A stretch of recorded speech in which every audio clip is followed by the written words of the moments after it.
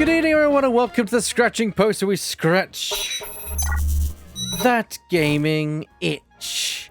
And hello, everyone. We are once again back as we are making silly voices with another game in the series of the Ace Attorney series. And I am, as always, Eback. Very delighted to be here once again with you all tonight. And of course, I don't come alone. I come tonight with a series of friends of mine. Who will be joining me in tonight's proclivities. Although we are down a member, we unfortunately have no Bor with us today, but he is here with us in spirit. But I am joined by my other friends. Going down the list here, we've got Drifting. Good evening. Divot. It's me. Lemming. Hey, how's it going? Shadow. Hey, boss! And Kay. Well, hello, you're a bit far away there. That was very quiet. Very cool. Sorry. It's Hang alright. on. There we go. I should There be you good. are. Hello. Yeah, Hi. Yeah. they were the I was a little farther from my mic because It happens. I was. Yes. Because reasons. Because reasons. It happens, boo. It's fine. It's fine. But we are playing some... not apologize. That's something entirely different. We are playing Miles Edgeworth, Ace Attorney Investigations. A bit of an underappreciated gem of the series, really. And I'm hoping my colleagues should be able to hear everything that goes on, and as should you, the audience, be able to hear exactly what's going on as we dive into this great game here tonight. So without further ado, let's go. I hear it. Oh, It that made was noise. loud. It made I noise. turned it down a bit. So, episode 1, Turnabout Visitor. I'm going to do the voices because there's not a lot of context for the voices in the scene because, of course, they're mysterious people. Fair enough. Although one character will be revealed, we'll cast them appropriately when the time comes. Yep. That's fair. Well, other than Edgeworth.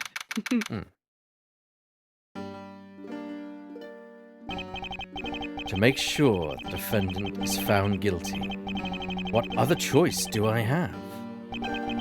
That's the job of a prosecutor, after all. That may be true, but why? Why go to this far? Sorry, maybe I wasn't clear enough, but a guilty verdict is all that matters to me. No matter what the cost. Okay. Oh, damn.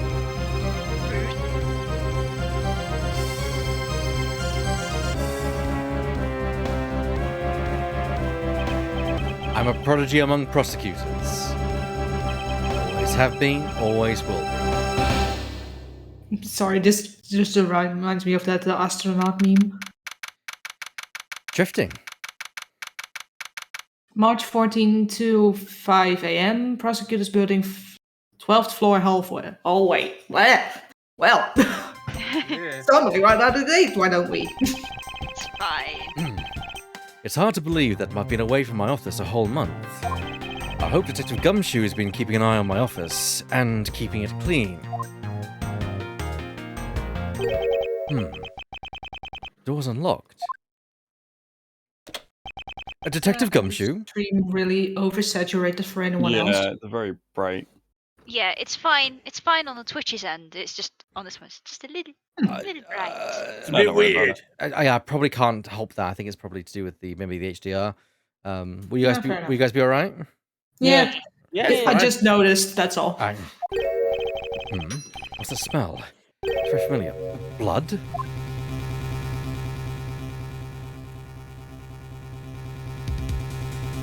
the all-encompassing smell of death. What the? Edgeworth, please turn on the lights. What's the meaning of this?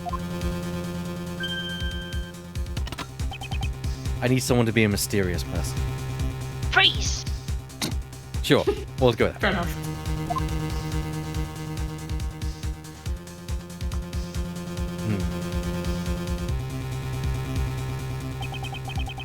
Identify yourself.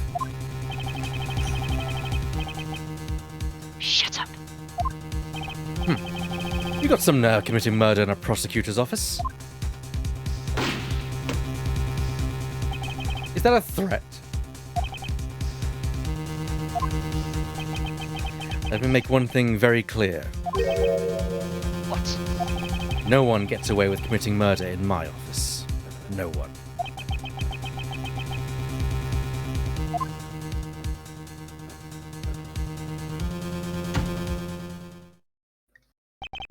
My name is Miles Edgeworth, and I work as a prosecutor in my local district. Little did I know that upon my return home after a month abroad, I'd be thrust into a multitude of cases and some very frantic and busy days. March 2, 56 a.m. High Prosecutor's Office, room 1202. God, what a maze. Need someone to be the forensics officer. Finish photographing the victim's body, sir. Very well. Please continue your investigation. Yes, sir.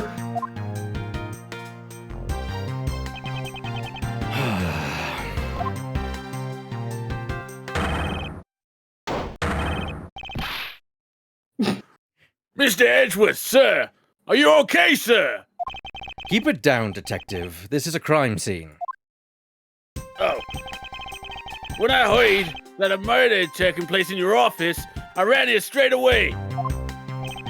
This is Dick Gumshoe. He is a detective with the local precinct, and the one they assigned to handle this murder case for the time being. Here. You're looking a little pale, sir. Are you okay? Are you hurt? No, I'm perfectly fine. However, Ah! Look what they did to your office! It's totally trashed! I'll say, the culprit sullied my floor with dirt rather well. No one gets away with tracking mud in my office. Whoa! Sounds like you really burned up over this whole thing. This crime was committed in my office, so it's my responsibility to solve it. Ho ho! That's just like you, Mr. Edgeworth. Okay! Time to do some investigating. Agreed. Our first course of action is to gather the relevant facts and leads. We must not overlook anything, no matter how small, if we are to find the truth. So I'll keep any leads or information we find etched into the forefront of my mind. Speaking of things that pique my curiosity, why of all places did the murder occur in my office? Crime It's scene. in green, so you know it links to a logic. Crime scene. It's My important if it's in green. crime scene. My office. Is it really coincidence that the murder took place in my office? Hi, Mom. Coincidence? really I You in think the not. chat. They really lean into like the colors and stuff Hmm. in this game. Hmm. Additionally, it brings me so much joy. Your Edgeworth voice and the Gumshoe voice, just Yes. Thank you very much. fantastic. Well, thank you, miss. Well, my Edgeworth is just a calm me, whereas Apollo is just but still, yeah. It I don't is- know, It's it's like- perfect. You are- you are. I feel like I don't know. I feel like it's you are embodying the character just like I don't know. It just works really well, and I'm excited. I don't know. What can I say? I'm doing my best. I'm just really. I just love it. I just love it. Okay. It's fine. No, please, I'm glad. Compliment. No, it is. Hi, Mole. Nice to see you in the chat, and of course, if anyone is there hanging around. Oh, I get the nagging feeling that this is something important to keep in mind.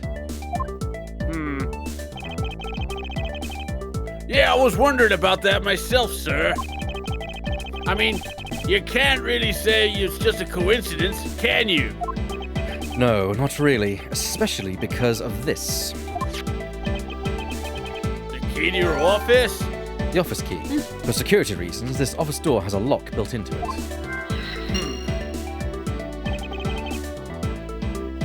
What do you mean, sir? If you think about it carefully and use logic, it should become clear to you. Logic? Yes, a new concept to Gumshoe. Never heard of it. Boy. By finding the connection between two pieces of information and connecting them, new information is born. That is the end result of using logic. So how do you use it? I love Gumshoe. First, I recall the information through the logic button and then connect them together. What's As a any logic normal person button? does. Now, to touch the logic button and recall the facts. Logic. Ah! We connect these two thoughts. Connection. Oh, if only thoughts actually work like that. For security reasons, all prosecutors' doors are outfitted with locks, which means it would have been hard for the murderer and the victim to get in here. Ergo, it's impossible to dismiss the location of this crime as a mere coincidence.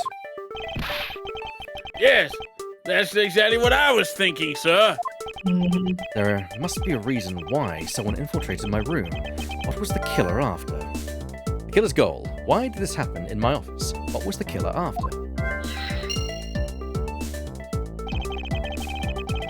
You're really on the ball today, Mr. Edgeworth. That's some beautiful logic, sir. Yes, well, when you follow leads to their conclusion, only the truth remains. However, if the information doesn't line up properly, I may stray far from the truth as well. If I think carefully before piecing leads together, the logic should flow. I guess that's the same sort of bar for like this is how stuff in the courtroom works. It's Yep. just transplanted here. The Pretty much, spice yeah. must flow. Well, let's get started with our investigation, shall we? Yes, sir. High Prosecutor's Office, room 1202. So hard to read. The basis of any good investigation is to examine everything, Did sir. you say it's hard to read? No, Little bit. it was at least the all when it was all in orange, it was really difficult to read. Okay. But at least when it was small, I made it bigger, so Okay. I don't think it should be a Okay. problem. I know that. When I want to examine something, I simply touch the examine button. Oh, if you ever feel lost and want to talk, just touch the partner button, okay? I'll give you great, precise advice as an ace investigator, sir. Something to try later if I have free time, I suppose. Aww.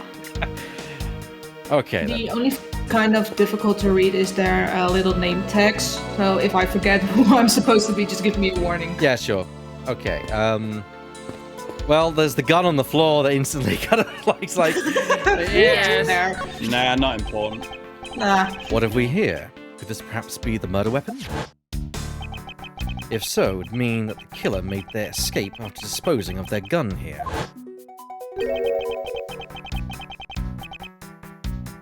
Gumshoe?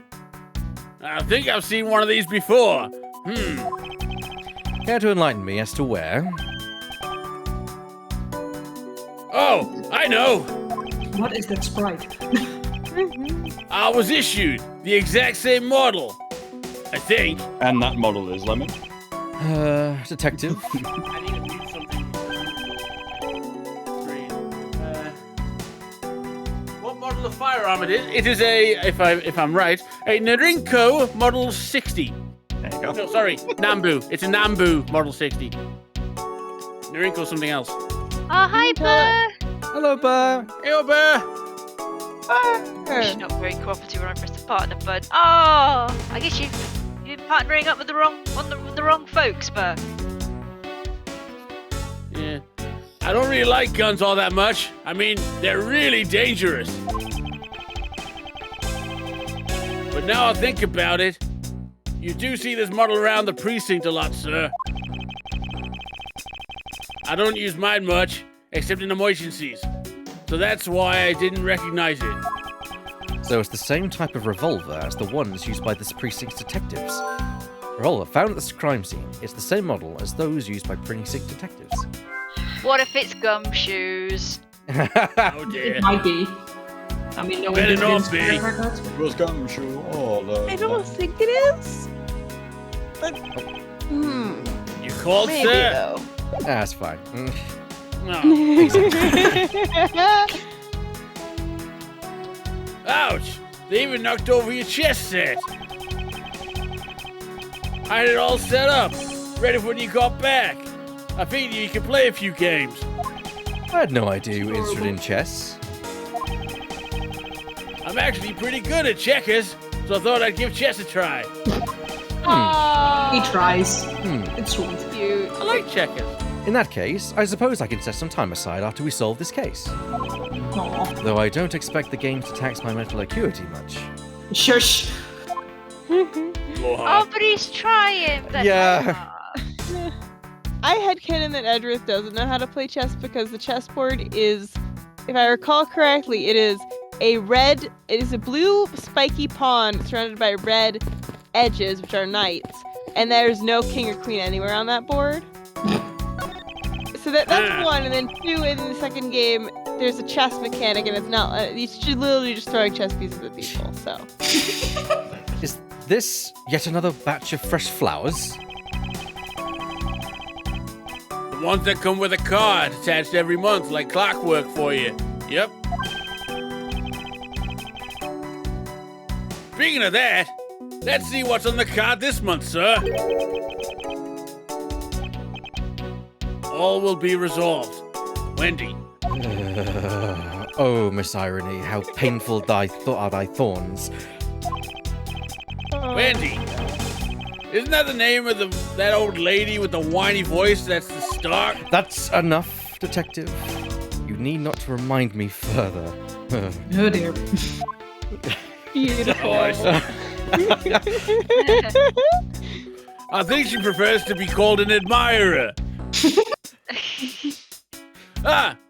Watch out for the teacup fragments there, sir. That killer is going to pay. This tea set. Yikes! You're No, really it wasn't mad from over this. China. That's right there. This tea set is very dear to my heart and can only be bought in England. It costs more than your whole month's paycheck. Why? What's expensive set called again? I know there's a name for it, I just forgot. I don't know. I know. Ooh. The Oh, screen hey. just went dimmer. Oh, no, Yeah, no. We Now I mentioned it feel and like we the changed killer's it. wasted. Now I feel like the killer's wasted one of my monthly paychecks. Don't Well- forget the Got a bone to Steel pick with that Samurai and the Oh yeah, there's the Steel Samurai. and the King of Prosecutors trophy. It's a good thing my Steel Samurai doll was spared any harm. Speaking of which, I still haven't actually sat down and watched any of that show. What's it about again? Well, I don't know much about it myself, but the hero of the Steel Samurai, warrior of Neo Tokyo, is the Steel Samurai, and his goal is to defeat the evil magistrate. It's a show geared towards kids. However, its high production values and riveting plot draws in a number of adults as well.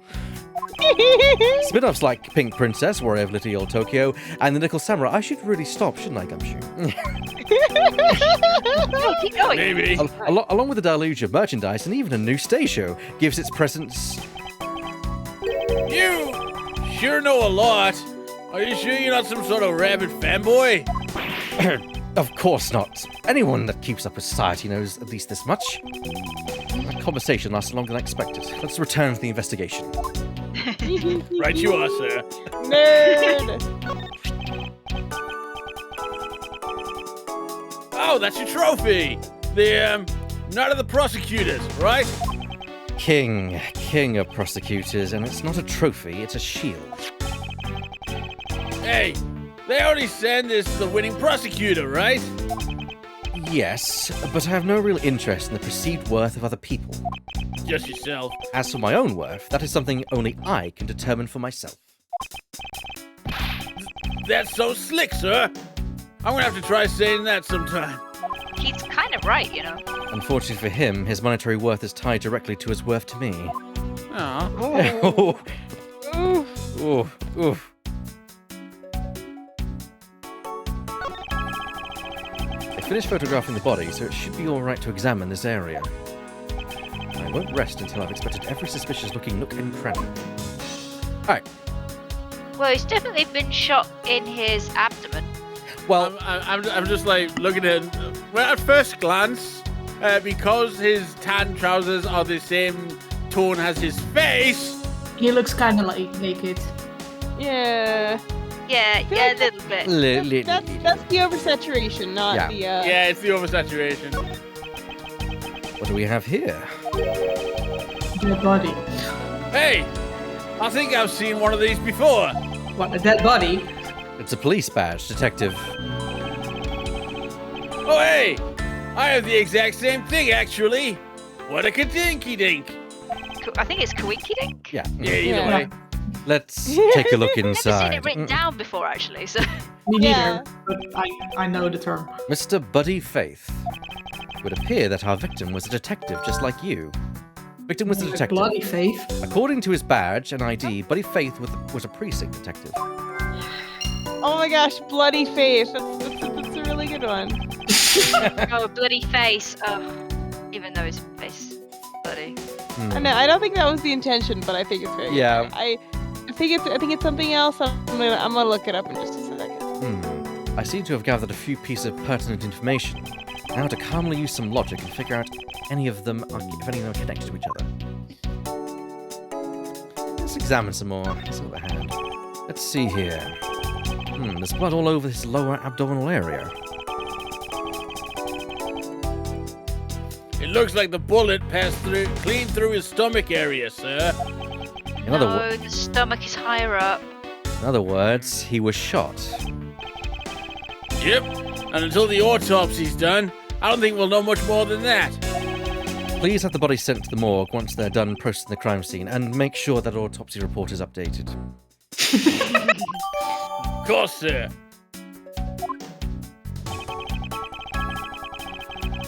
Are you okay with keeping tracks on evidence we find, sir? Of course. This is the safest way I know to keep track of it all. All right, if you say so.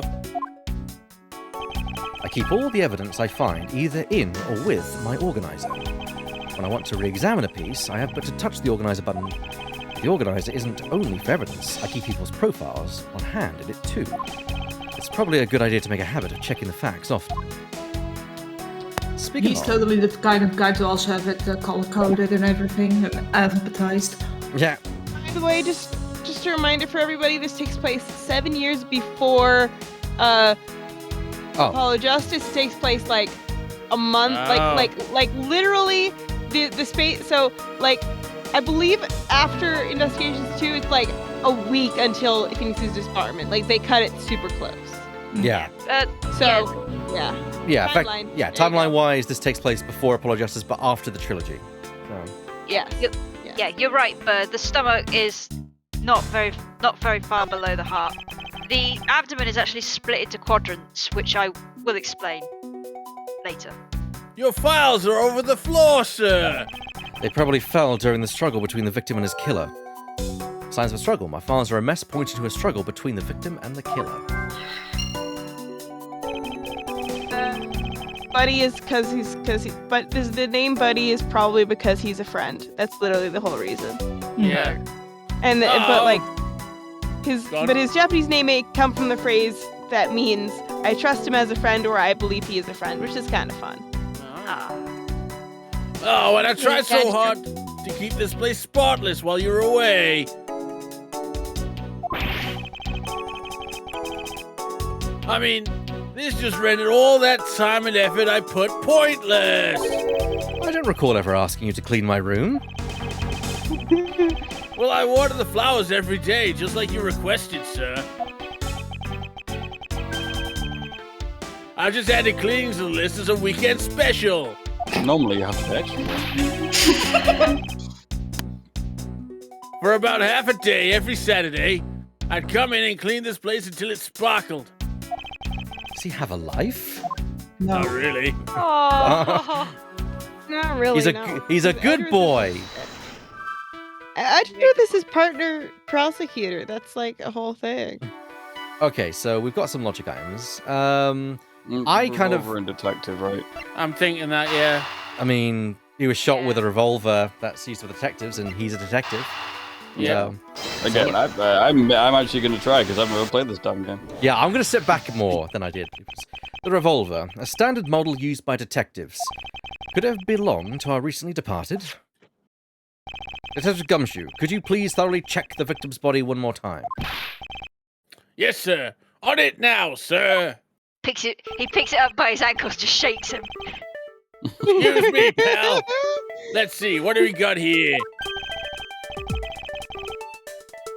Mr. Edgeworth, sir, this guy's wearing a gun holster. So it appears that our killer somehow managed to take the victim's gun from him. Probably during the struggle. Victim's revolver Probably. data jotted Yeah, down it's in my fair. notes. Yeah, probably during the struggle. Let's see what else we can find about this revolver. As always, got you. As I always say, you gotta look real carefully at each piece of evidence. You can use the scroll wheels to rotate the object. There's no such thing as a bad angle, except with a firearm. Use the slide bar or the X and Y arrows to zoom in and out to get to the nitty-gritty. There's an Alright. improvement in this game. If you hold the R button, you can use the D-pad to move it Ah, Let's just look down the barrel of to the angle gun. it. Yeah. it looks like only one. Required. It looks like only one round was fired from this. Wow, so the killer killed the Vic with just one shot while after wrestling the gun from him? Sounds like the guy knew how to handle a gun. Huh, Mr. Edgeworth? We have no proof for now, but that is a distinct possibility. I guess this is all we're going to find out. We should send the body to Okay, we need someone to play the the killer. Yeah. Who wants to step in on this one?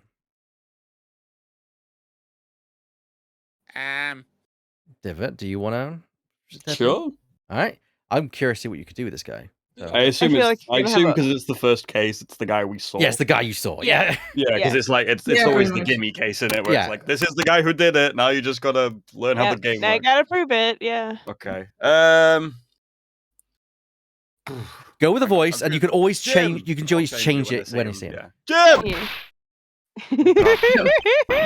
Why, oh why? How could this just happen to a guy like you? Are you all right? Don't touch me! Leave me alone! Just leave me be. He's all left. Sorry, but I can't do that. The investigation is still ongoing, so please refrain from touching the body. The body? The body? Don't talk to me! Don't talk about him like he's just some lump of flesh! Look at him. Jim looks like he's just turning for the night. Except for like his bleeding Um, like fucking navel. Jesus. Yeah, sure. Just in a blood-stained suit, pal.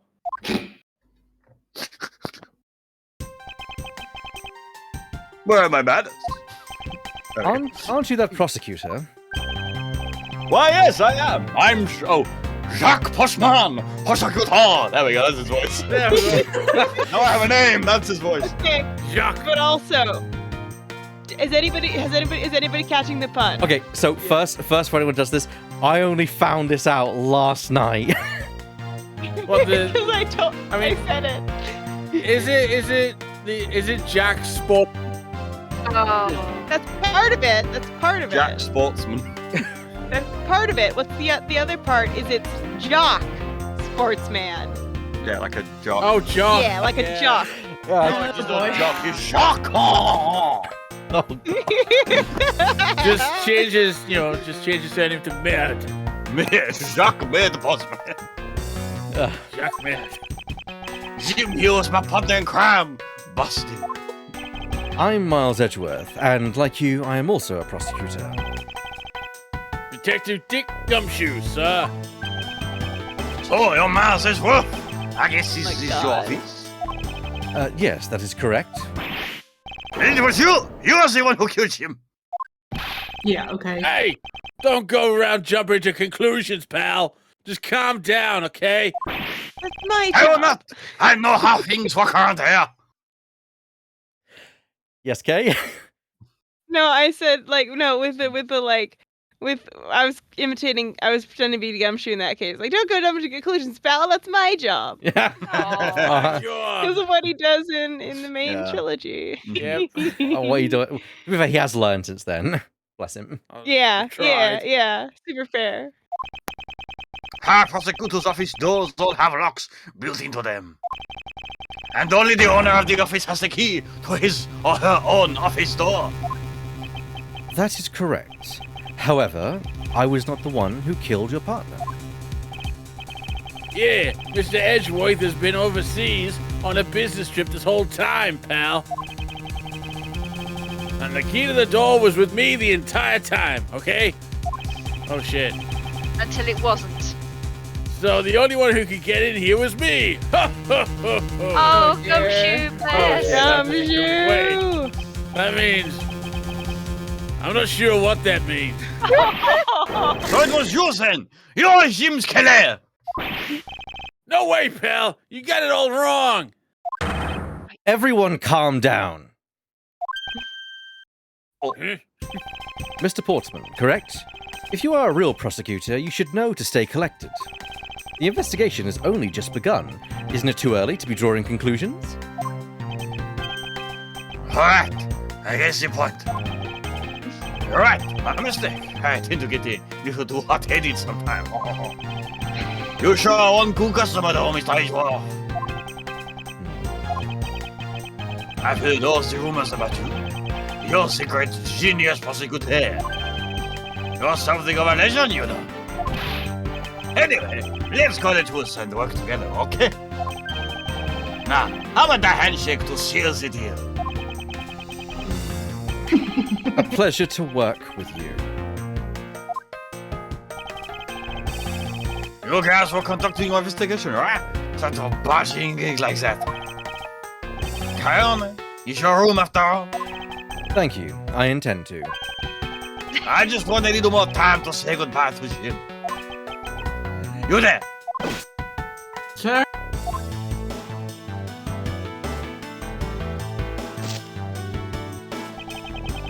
I want you to capture this scene on film for me.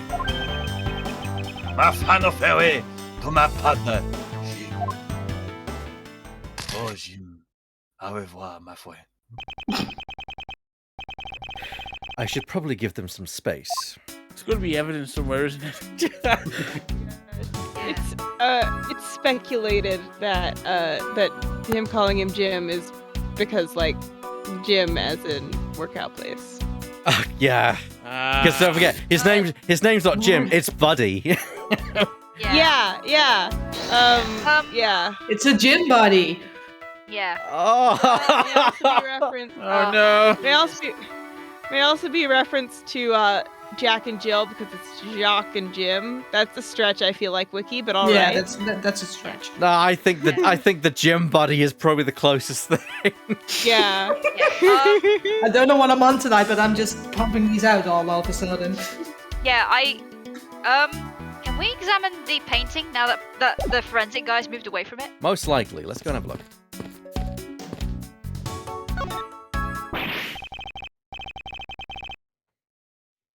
Yeah. Your jacket, sir. What's that thing doing on the floor? Seen in Child Tribulations. Yeah. It must have fallen off the wall when the killer tried to threaten me by firing a round. So the killer not only shot the victim, but they shot your jacket as well? They dared shoot the ultra special jacket that you only made for your prosecutorial debut in. Good job. I'm not smart.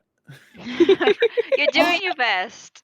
Trying. What if they it's shot fine. through it? It could have been a disaster. Oh, and Burrs also said it's also a Star Trek reference because he's dead, Jim.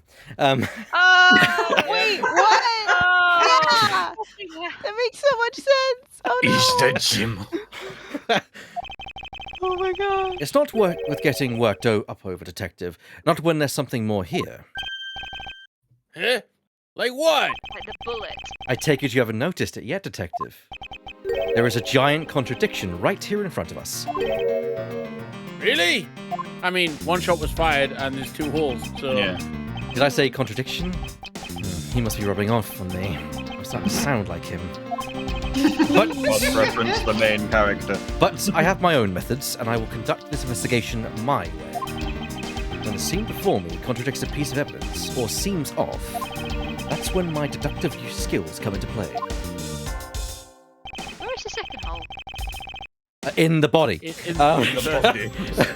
Oh. In the body. I present the body. In the stomach area, no doubt. No, in the Or abdomen. lower abdomen, I to know. be more precise. I know. First, I have to find the spot that holds the contradiction. This is it. This bullet hole is where the contradiction lies.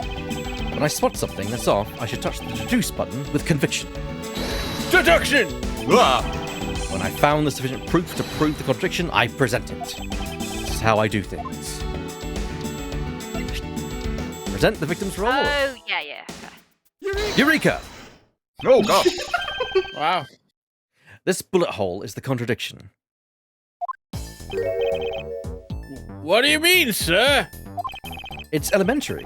2 shots were fired in this room.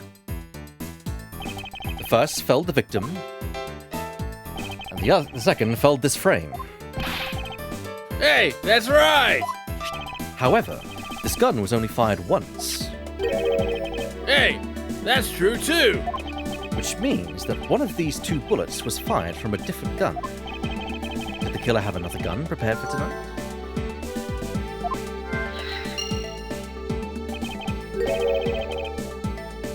By the way, I noticed something, sir. Yes. What's that thing sticking out from behind the frame? Ah, that. It's a secret safe. A secret safe? Oh, I smell money. I'll spare us the trouble and just say it's nothing like what you're imagining is inside. Oh, Now, if you could kindly move this frame out of the way. roger that.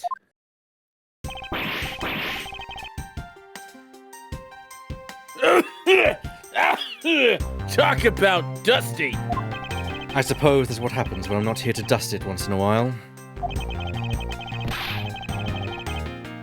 I had no idea the safe was here. I'd have kept it clean for you, sir. So when did you put this thing in? It wasn't something I had installed personally. Every prosecutor's office has one. Really? I had no idea. Well, only prosecutors are supposed to have knowledge of their existence. So what's inside, Mr. Edgeworth? Right now, nothing. Oh, We only use them to store especially important evidence when a trial is in session. that's it? Talking about smashing my hopes and dreams. Oh. Secret safe jotted down in my organizer. Your secrets are safe with me, Mr. Edgeworth. How droll, detective. I won't rest until I've inspected every suspicious looking nook and cranny. Thoughts of that woman is getting to me. There's your powder around the keypad. Yeah, Hey, it's does that thing look damaged? actually. Yeah. Now this is odd. You found something, sir? This keypad, don't you find it to be a bit too clean? Yeah, there's a thick layer of dust all around it, but not on the keypad itself. You there, the forensic scientist. Yes, sir. Could you please dust this area for fingerprints? You got it, sir.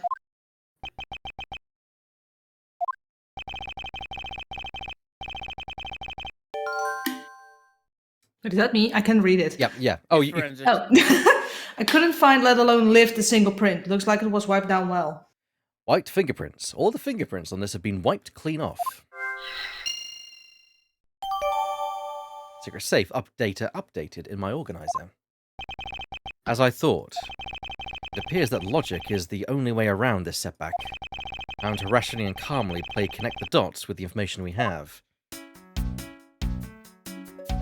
Well, we've got information. Point number one, only prosecutors know they're there, Hmm. and the dead dude is a prosecutor, so... The killer's goal, wiped fingerprints, I would imagine. Oh wait, no. Not the dead dude. The dead dude was a detective. Yeah, he's a detective. The other guy. But Portsman is a prosecutor. Yes. But we can't just say that. I'm guessing these two things look like they could connect. Thoughts, people? Yeah. Yeah, I'm makes down with that. sense because they'd be trying to get into the safe to find something. Let's do it.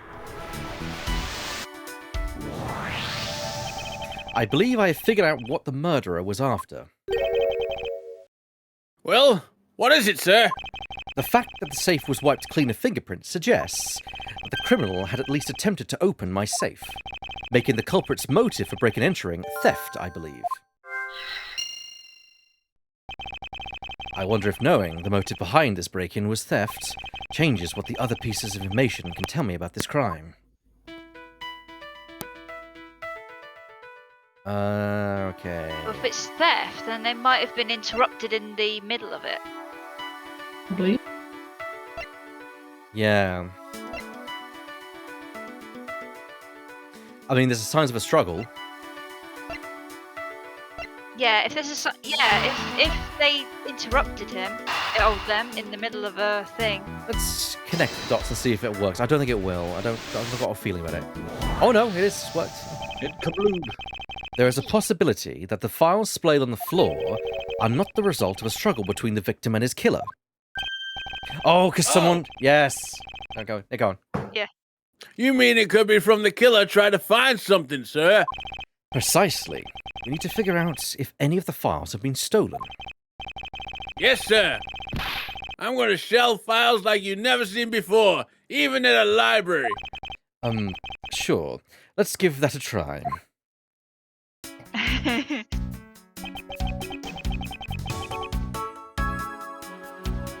Oh, it's me. Why do all the good ones always die young? Surely you must ponder that every once in a while, Mr. Edgeworth. No matter how much we lament, the dead will not come back to life. All we can do is search for the truth. And so what are we supposed to do? How do we go about finding the truth? First, we kindly restore the files to their rightful place. You got it. Here, let me help. So this file goes here, and that book goes there. You should know a lot about where things go, despite it being Mr. Edgeworth's office. Because I'm the one who keeps it tidy, pal. Okay, done. Ooh. It would appear that the murder was definitely committed here.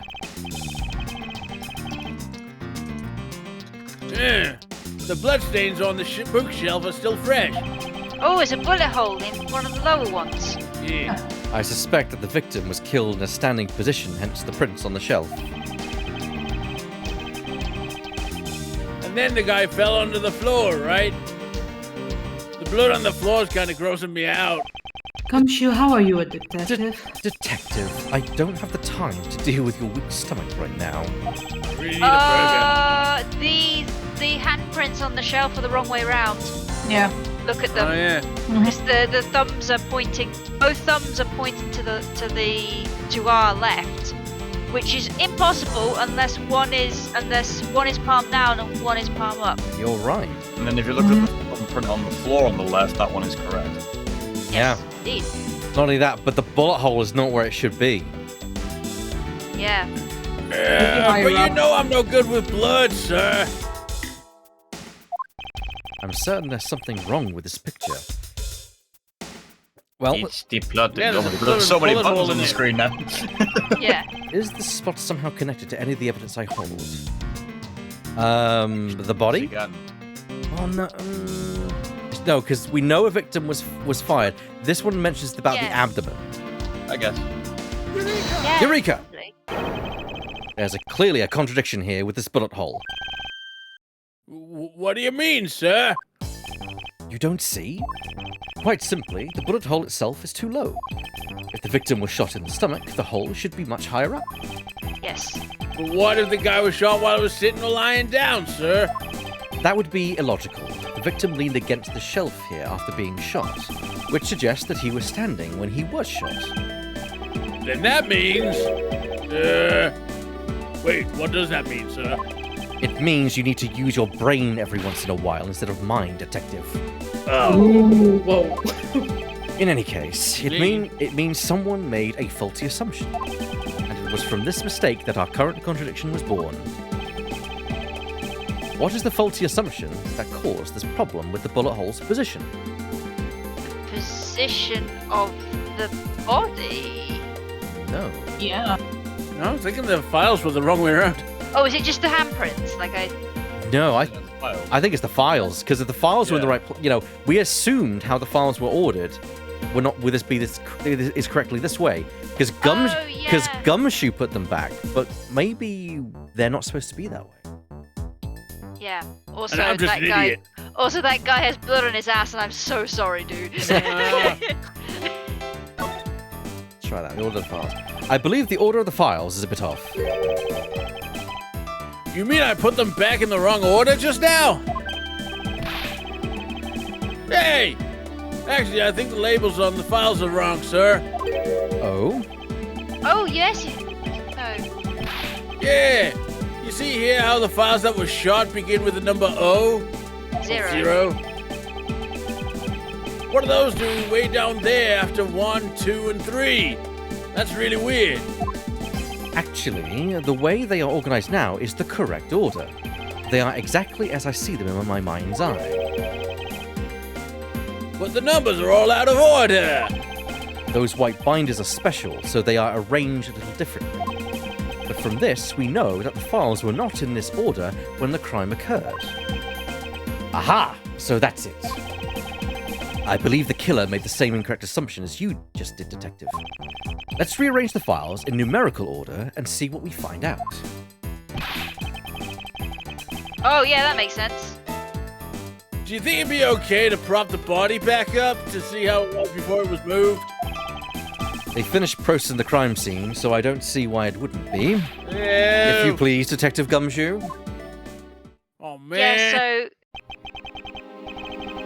Go on, Shadow. yeah. So when he would be standing, his one hand is down on the shelf to support himself, and the other hand is palm up for some reason. I'm not quite sure why, and then it's just. What's that at the bottom right? No.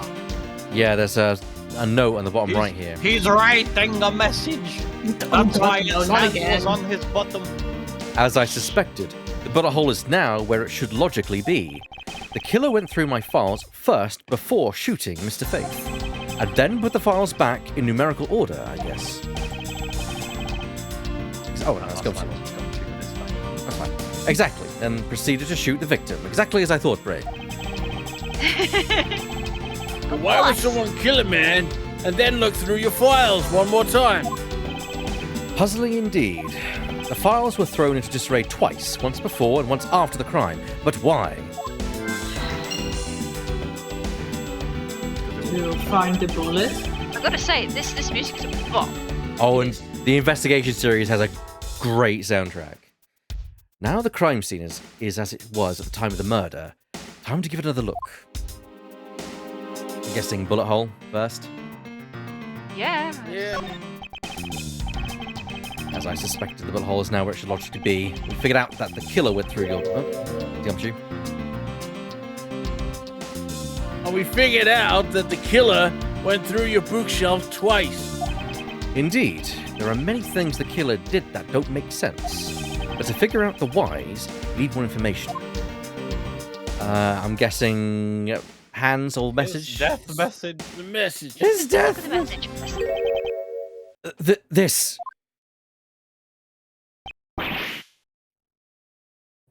What is that? Ruh-roh. Why does it say Gumshoe on there in blood? It can't have been the victim that wrote that. I'd say it is some incredibly incriminating evidence. Yeah, that you just wrote. Yes, indicative of criminal activity indeed. No, wait! There's gotta be some mistake! Mr. Edgeworth, sir, help me! Say something, sir! The better question here is, why is it upside down? It appears that one of my files was stolen. Is that all, sir? What about me and my situation? Is this what the killer was really after? Stolen file data jotted down in my organizer.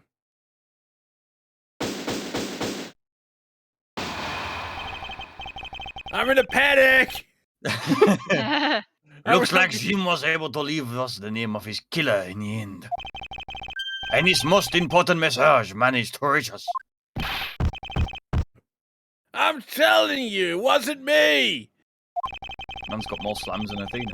You can't be terribly pleased to hear that your beloved partner is the guilty party. Gumshoe is just a relative of Isaac Clarke.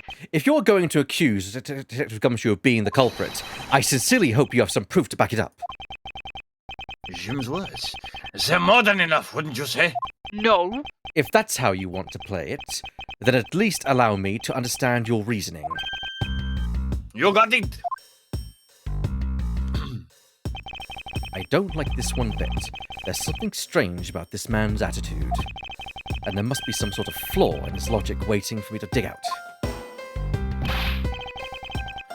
Mr. Edgeworth, what are you gonna do?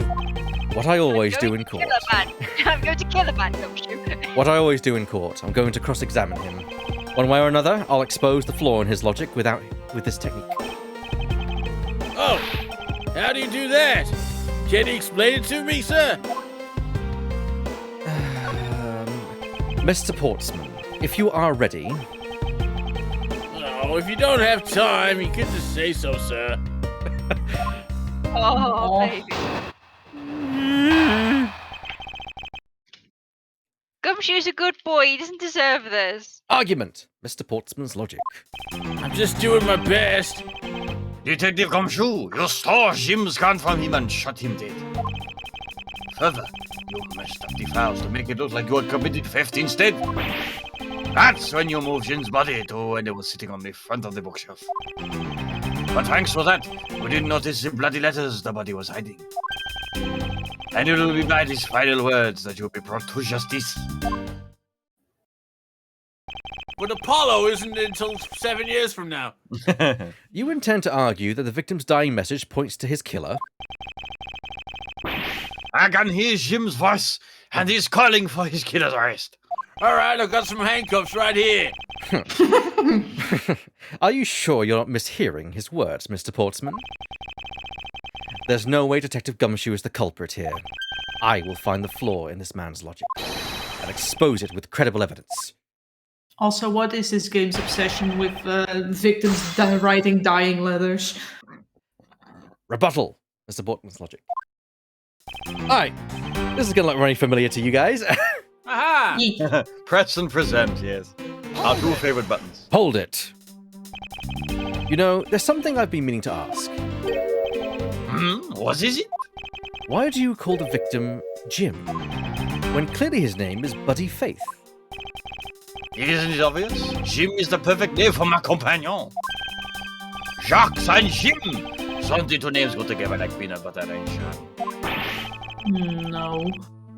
But Jim isn't even close to the guy's real name. Well, Jacques and Buddy just sounds off somehow. Besides, he was the third of a bunch of guys that decided to nickname Jim. He talks about the victim like he was his pet.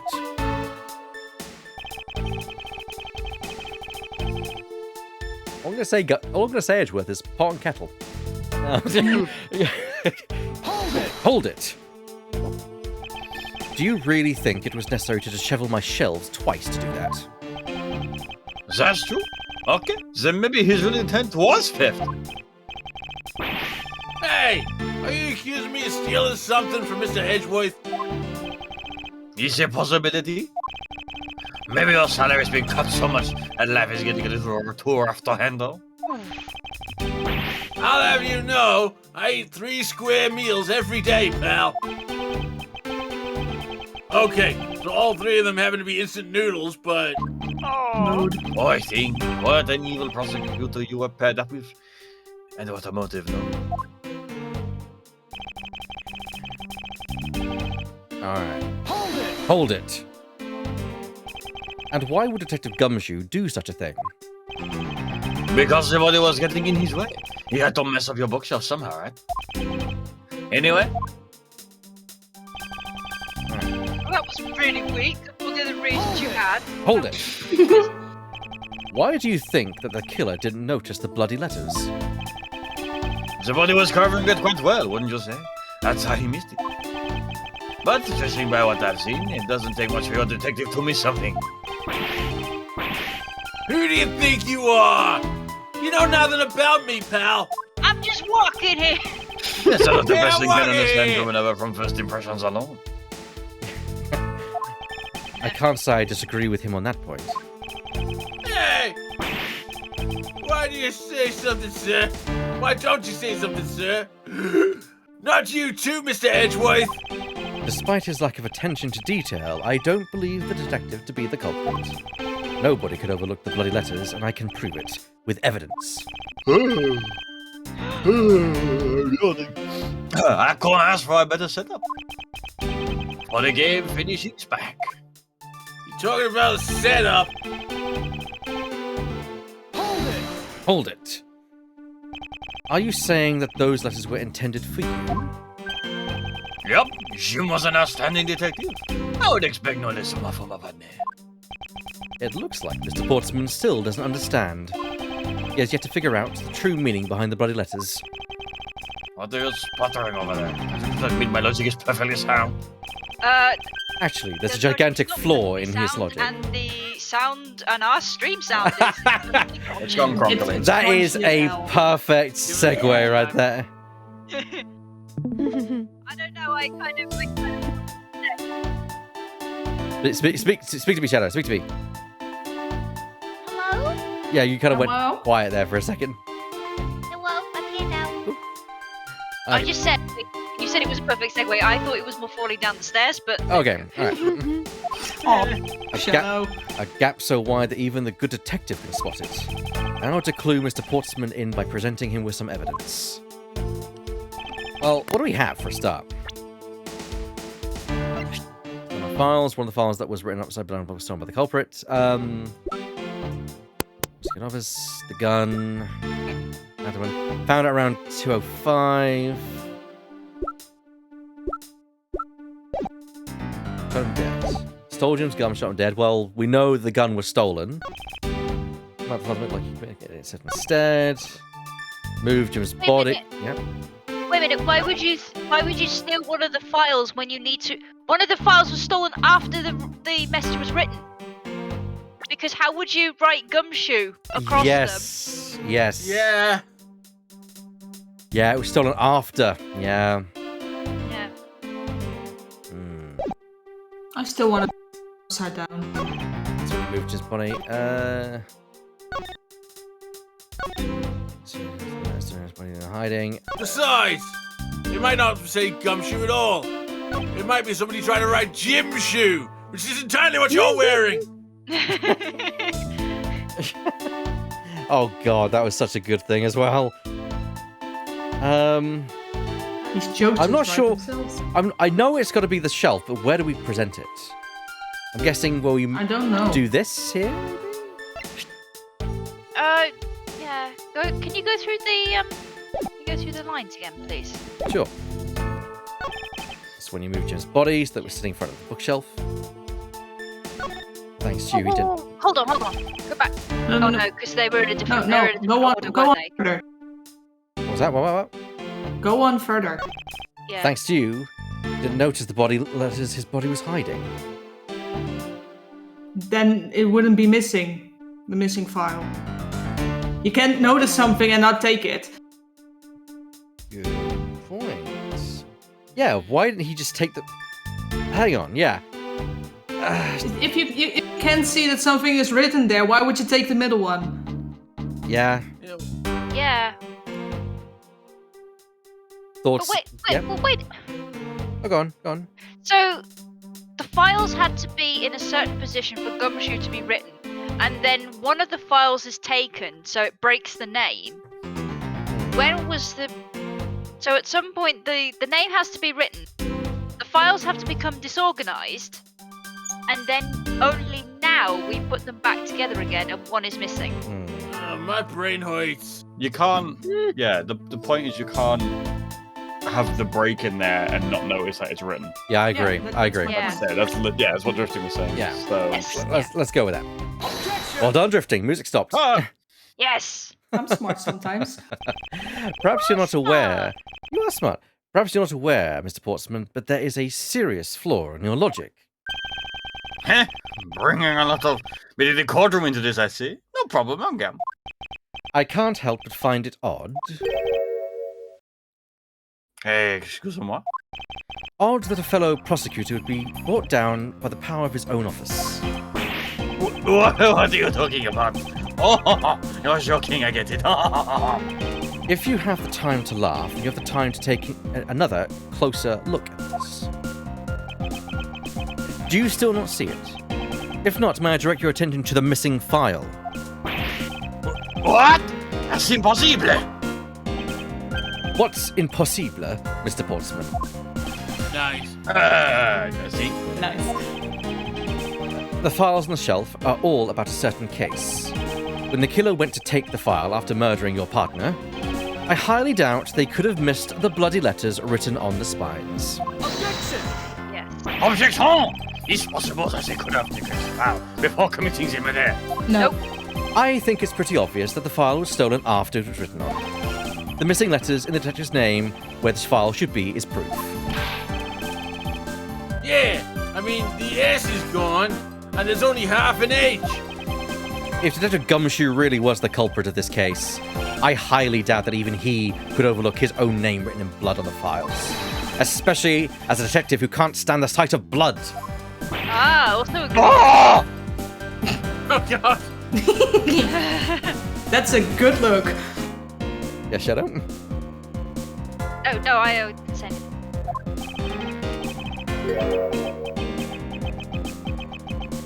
Which means, what exactly does that make this dying message? It makes it the work of a criminal intent on tampering with the crime scene.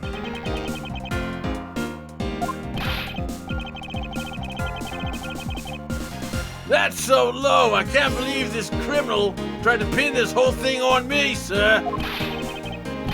I'm gonna get him, sir. You'll see. I'm gonna have him under arrest in no time. Well, Mr. Portsman, Brilliant! Absolutely splendid. Logic deserving of an Olympic gold. I appreciate the praise, but it doesn't change the fact that your reasoning is flawed. You win some, you lose some. That's how life goes. Glad everyone's so cheerful, though I feel more dead than alive. Oh. But you know, it really is a shame. I really didn't want to have to bring this up, however. Hmm? What is it this time? Are you still after me, pal? Humor me for a second.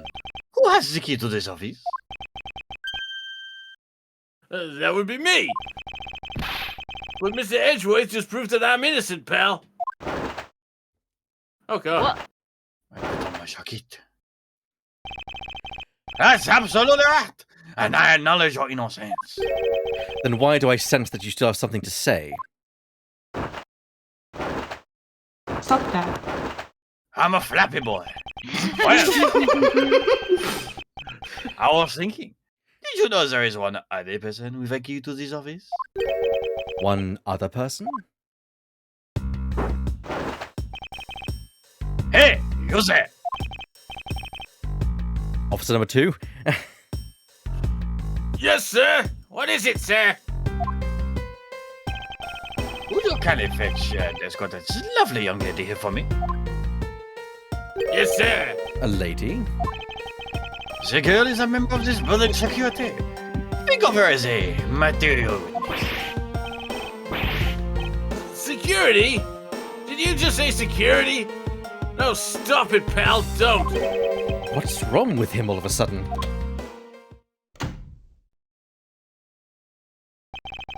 I believe she needs no introduction. I have called upon Miss Maggie Bride, a member of security. It's Bird. Bird. Yeah. Okay, Yeah. who wants to be the voice of Maggie Bird? No one. That silence. I'm gonna start. Come on, guys. Teacher's gonna start assigning roles if he. Come on, there's 3 of you who don't really have a big role in this. Surely Okay, one of fine. you. Okay. I'll do it. Detective Gumshoe, sir. Oh, Maggie. Miss Bird is the security guard on watch tonight. I see. And your point is? point is that she could very well have used it. And by it, I mean the master key, which can open all the doors in this office building. What? If you are not secretly party detective, don't you? Then the only other person with access to this room is Miss Bird. Dare you? I would never sneak into someone's room. That's right. I refuse to believe that Maggie's the culprit, pal. It was me. That's right, I did it. Gumshoe, no. Can we take that as a confession, detective? Well, it wasn't really me, but it definitely wasn't Maggie, pal. So yeah, it was me. If it was, you'll have no problem with that, right? Please refrain from flying off the handle, Detective. There's no need for such theatrics.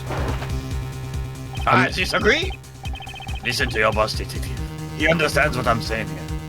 I see Flappy Boy here seems to agree with me. Flap, flap, motherfucker.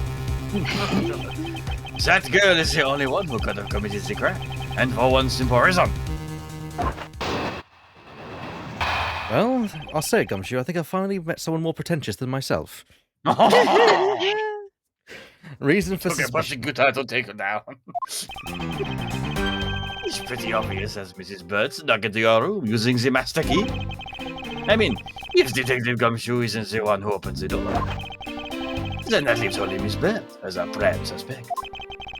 On top of which, she does a good detective, doesn't she? Making it all the more probable that she was the one who faked the Dan massage. So you're saying she used the master key? Master key data jotted down in my organizer. It's just a traffic keeper. Incredibly incriminating evidence, wouldn't you say? That's what you claimed about the evidence earlier as well. That was then. This is now. The flow of a good match always changes during a rally.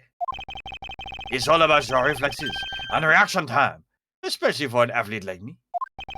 I wonder if there was anyone else other than Miss Bird who could have used the master key.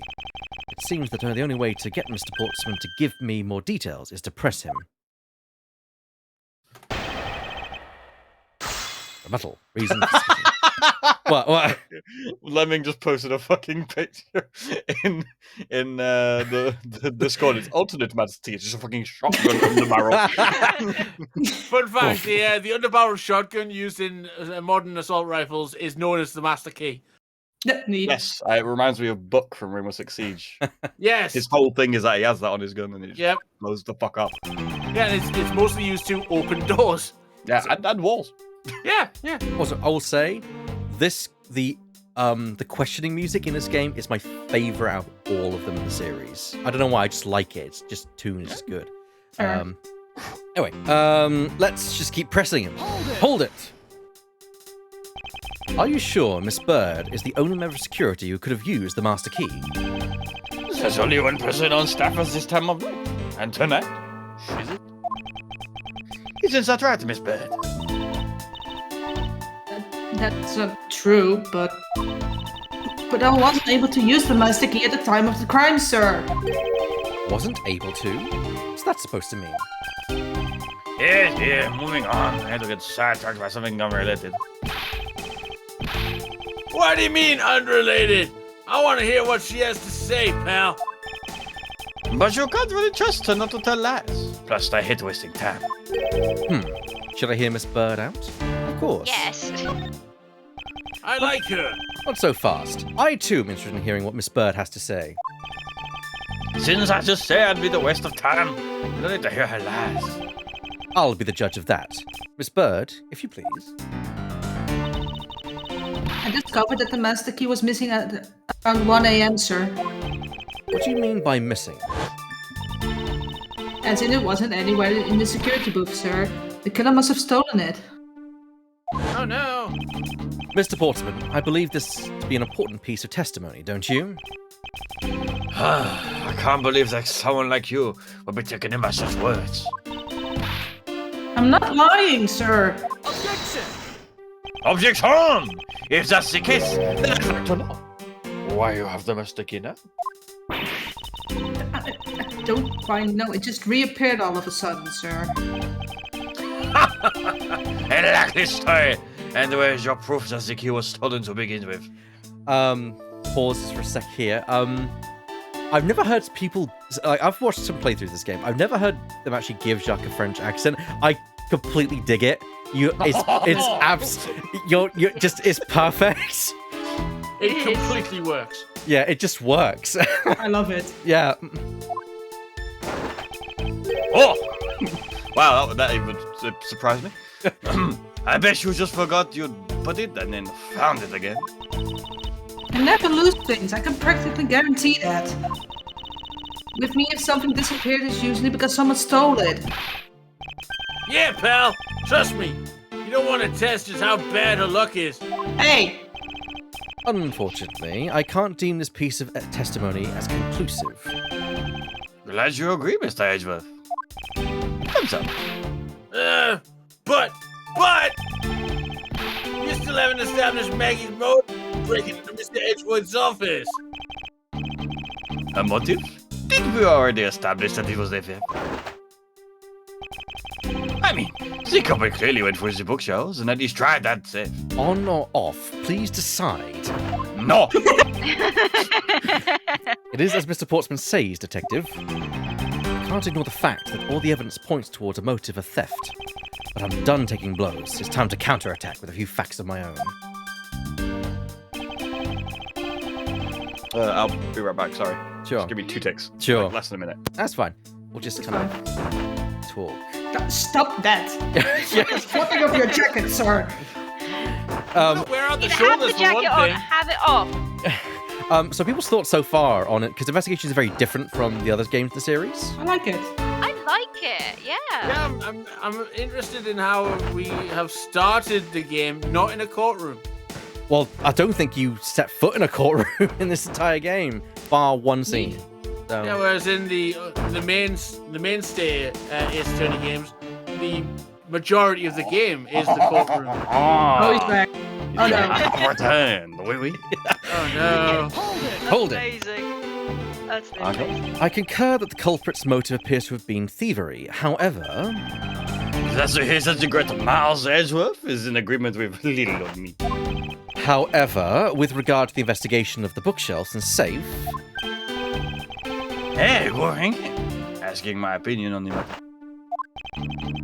yes, would you be too much if you were to allow me to complete a full sentence? No. Hold it. I thought we'd established Detective Gumshoe's innocence pretty thoroughly. It was just a few. One hypothesis among many possibilities. I mean, I had my doubts about Miss Bird from the very beginning. If Shut that's up, the you frog. if that's the case, then why didn't you mention her first? No, don't make that face. See? There goes the truth running the other way. Please pick up the pace and see if we can catch up to it. I don't think you're catching my drift. Ah, but we are in agreement that the detective isn't the killer, huh? If so, then I hope you understand what I said. That since she is the only one who could have opened your office door.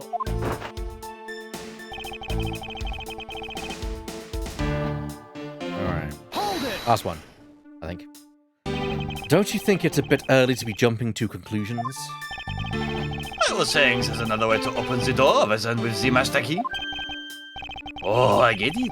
Perhaps you had a spare made for someone else. I'll have you know, I have never made a spare, so what are you insinuating? Nothing.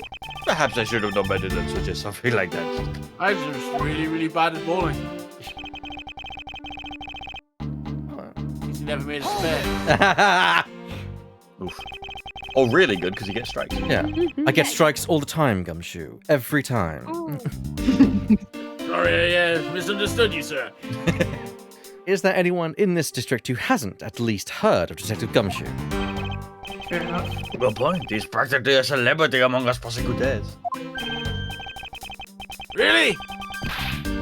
I never knew I was talked about, sir. We're holding our collective breath, you know. But when you screw up so badly, that's your literally chase of the force. Oh.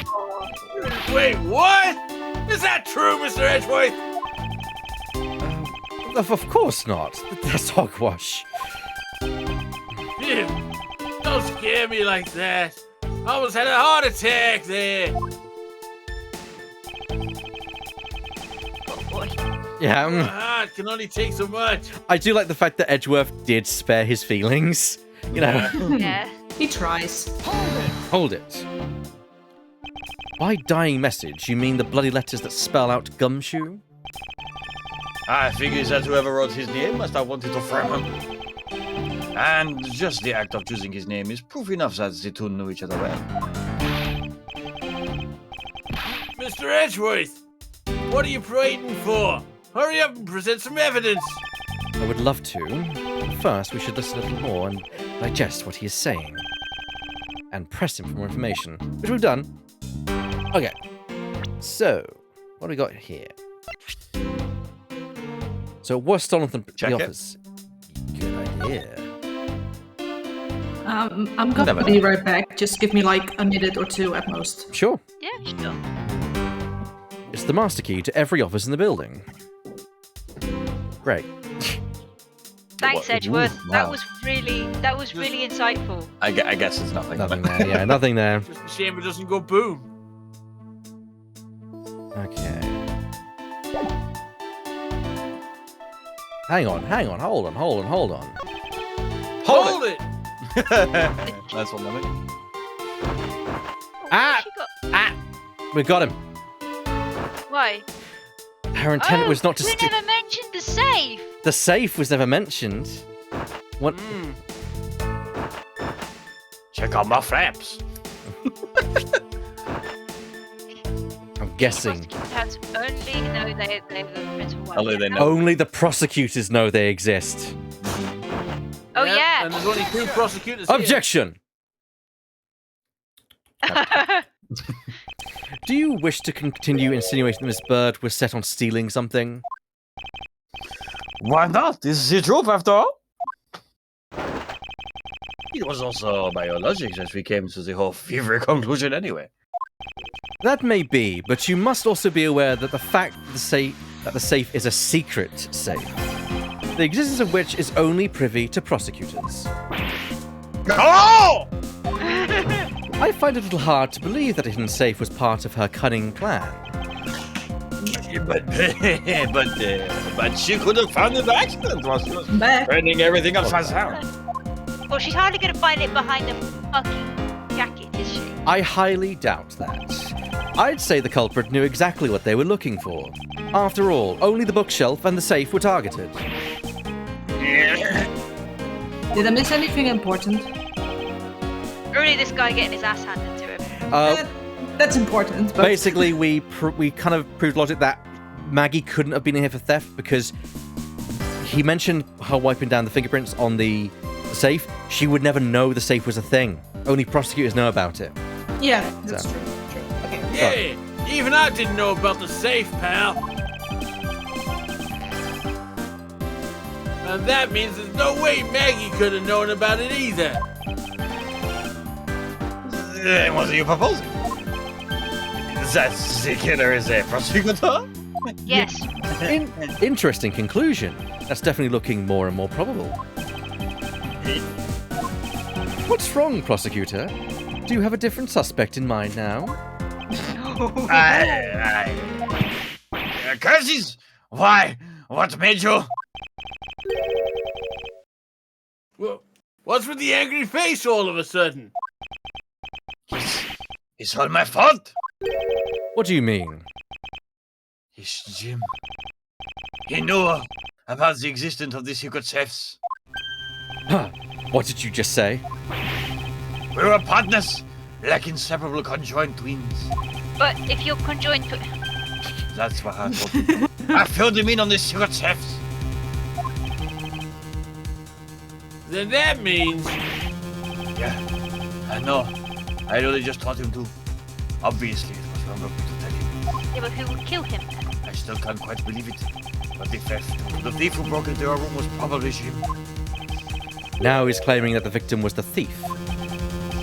And you were simply trying to stop him, weren't you? Miss Maggie Bird. Excuse me. I mean, you are a security guard, right? That's your job. But killing is going a bit too far, even in your risky profession. What the? You're still accusing Maggie of the murder? Yes and no. I mean, she had stumbled upon Jim, who had probably joined his gun. I get it. It was self-defense, wasn't it? But his gun was stolen. No, I couldn't. I could never do something like that. Not even as a security guard, sir. Plus, even if he was the thief, he wouldn't have had a key to this office. Which is precisely why he had to steal it, wouldn't you say? It was Jim who stole the master key. Huh? Pretty impossible for a supposedly stolen key to be here with us. Unless... Well, unless you retrieved it from Jim after you killed him. Mr. Portsman, are you honestly accusing your own partner of being a thief? I don't want to admit it, but it's the only way for everything else to make sense. Has he no honor? No. There's no honor among thieves. Now then, I think we're done here. The investigation waits for no man. Would you people be so kind as to see yourselves out?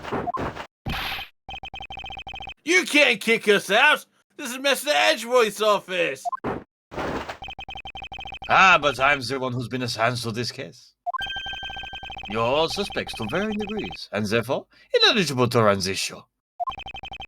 How do you pull that off? Listen, pal.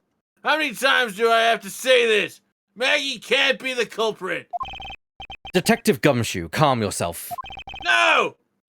But, sir... We have no choice but to accommodate his request.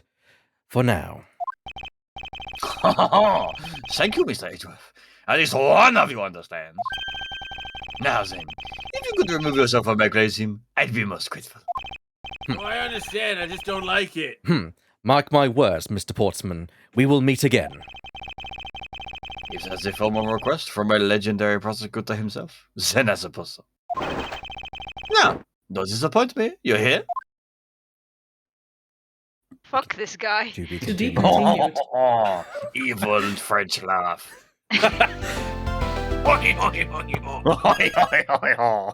Go back to your Eiffel Tower. Oh, God. Can I just say, if anyone here is actually French, I do apologize. I do do not. fromage. I definitely do. March 14 for 80 a.m. Prosecutors Building, second 12. Why do I keep wanting to say it's the second floor? It's the hallway, anyway. It's a tall building. Yeah, I know, but never mind. So many stairs. We're in the hallway. Also, you know, he had to have come to his office after working away at 2:05 a.m. You know, dude's a workaholic. Sure. All right. What is it with that prosecutor? I can't believe how rude he was. It was unbelievable. Please maintain your professionalism, detective. I want to find some real solid evidence proving Maggie's innocence. You'll see, sir. Oh, we've been kicked out of the crime scene, sir. True. So then, what now? Looks like my life's fallen into yet another gigantic ditch. Do not despair, Miss Bird. We can overcome this as well. There are many other places and things we should be looking into anyway. Yeah? Really, sir? For example, this hallway. The linchpin of his argument against Miss Bird is related to the master key. In that case, this hallway is the perfect place to look for more information. Regarding the mystery surrounding my door. Come along, Gumshoe. Time to investigate. Yes, sir. Alright, let's wander down the hallway. We got a... Why is there a basketball hoop? Let's question it, shall we? Can I just quickly pause and say, even though we're only like an hour or so into this game, I completely ship Maggie and Gumshoe. You're supposed to. You're supposed to. Yeah, That's they were horrible. interesting. they were introduced in a previous game. So Yeah. and that's very explicit in that game. So like, yeah, it is. You are supposed to. It is the I just thing. like how she calls everybody sir, same as him. Yeah. Yep, she picked that up from him. It's a whole Yeah. thing. What's a basketball hoop doing here? Hey, didn't this used to be outside next to the building a long time ago? So when and why was it moved indoors? I don't remember exactly, but I saw one of the officers dragging it up here recently. Drag it? I heard that it couldn't fit in the elevator, so the poor guy had to bring it up himself. Oh, Jesus Christ. All the way up to the 12th floor? Someone's a bit obsessive. Look who's here, though. Yeah, look who's here. Yeah. Oh no. No, I think that basketball hoop needs a French flag. Looks like you're in quite the pinch, Mr. Edgeworth. To be sure, a murder within the walls of the prosecutor's office is no trifling matter. You must find, apprehend, and punish the killer accordingly, post haste. Sounds like a massive case you've got on your hands. If you ever feel lost or need some advice, my door is always open. How gracious. I will keep your offer in mind. Who is this guy again? Yeah. Let's talk to the officer. Is everything all right? Yes, sir. If you must know, I weighed myself this morning. I'm officially at 154 pounds. No! Congratulations, but I was asking about this hallway in this room. Oh, everything's okay, sir. A word of advice, stay focused, or you might start to lose even more weight.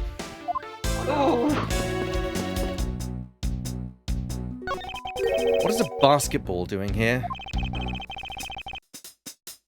That's Mr. Portsman's prized possession, sir. I heard he was also plays soccer, dodgeball, and even tennis. And not a single one of those sports is suitable to be played in a hallway. I kind of do love... Inclusion of God. Sorry. Oh, I love the inclusion of dodgeball in that because it's like all these sports that like are like more formal sports than it's got dodgeball. Yeah. Anyways, what were you gonna say? I just I actually completely lost my train of thought. Never mind. Aw, That's sorry. fine. No, it's I fine. love how it's its prized possession, but it's on the floor. Yeah. Yeah. This office. 1203. 1203. Hey, Maggie, whose room is this again? It's Mr. Portman, sir. So he's my new neighbor. I see. I suppose he moved in while I was overseas? Yeah, straight from France. Ooh la la. Oh, forget. I won't rest until I've inspected every suspicious-looking nook and cranny. Minimalist, classy door made of top-quality wood. Sturdily made, making it near impossible to break in by force. Mahogany.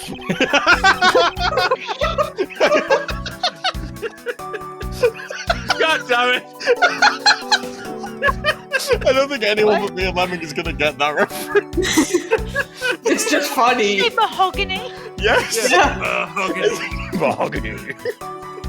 The only Oh. thing I know is the It's just that we Hunger both did it in the same fucking. Yeah. Oh fuck. Oh, damn it. Oh, good one, bud. I guess I've got to let this one sail over my head. Yeah, so... It's fine. It's almost majestic, sir.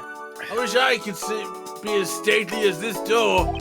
Only Gumshoe would praise a door as something greater than himself. Being a detective has its own rewards and a certain virtuous value, I think. If you live up to your full potential, that's a poignant trait that anyone can admire. I see. So you're saying, sir, that me being me is the best thing I could do for everyone. Right. Edgeworth. He's doing his best. That long pause wasn't exactly reassuring, sir. I love those two. Also, I'm pretty sure mahogany is just the regular term movies use for any kind of wood. Mahogany. I don't see any signs of forced entry. And according to the guard, no signs that the lock was picked either, sir. Meaning that the door really was opened with a key. Did you happen to ask if any prints were lifted from the doorknob? Apparently, the doorknob's clean as a whistle. Wiped, they think. Whoever this thief is, they did a good job of not leaving any clues behind. Door itself, and... oh! The exam button comes up when we have the tag. 1202. These 4 numbers on a number plate alone proclaim this to be my office. Whoops! Hey, these number plates slide right out, sir! Got to be able to take the plate off when a room becomes vacant, you know. Although, the idea that it can be so easily removed is kind of... Suspicious? I mean, if they have room numbers, why would they need to change? You'd only have to change if they were, like, nameplates. Yeah. There were probably nameplates in the original Japanese. Yeah. Probably. So, I won't rest and it was until easier to make them. Yeah, numbers. I won't rest... Looky here. Let's do it under the sink. It's... Ah! Isn't that missing O series file, sir? It's oh. No doubt about it. The bloody letters mark it as clear as day. Oh. There seems to be a few pages missing. Our thief took only what was Stop, necessary please. and left the rest behind. You're going to kill me. So, what are these 0 files about, sir? I guess they've got something worth stealing in them, huh? Not particularly. It's just a collection of court case files. However, the cases within these files are not mine. Huh? They belong to the High Prosecutor that used to occupy my current office. I have my reasons, but let's just say I was charged with keeping them as they were. Then that means the thief must have also wanted the file for a specific reason, right? It would seem so. Only the pages related to that case from 10 years ago are missing. I wonder what anyone else would care about such an old case. It is curious indeed. Speaking of curious, let's have a look at the logic. Nobody got anything. No, I don't Yeah. think from those two. Those don't link. No, not at all. We've done everything except talk to Maggie. So, let's talk to I'm Maggie. just standing here, it's fine. You're not busy. I was wondering if I may speak with you for a bit concerning this case. I've always been a big fan of the courtroom, but this is like a dream where I'm being cross-examined by D. Miles Edgeworth. Oh, she's so cute. I can't let this chance pass me by. I must remember to ask her about the master key. I should jog her memory by showing my notes to her through the present button. She's adorable. Maggie is great. I love her already. So when did you discover that the master key was missing? By the time I realized it, I think it was around 1 a.m., sir. And I noticed it was back at around 2:30 a.m. After the victim had to fit. It was just sitting there on the ledge where the security room's reception window is. But I'm sure that between those 2 times it was not just gone but stolen, sir. Why is such an important key stored in such an insecure place? It's not like that, sir. We always keep the key further inside the room away from the window. Always, you say? Except for this time, correct?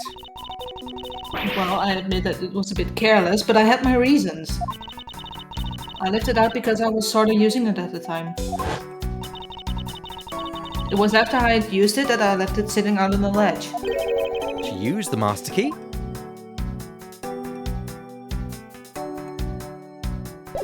I'm guessing, yep. Sorry. Let's just go through the line. The victim. Have you ever met the victim before?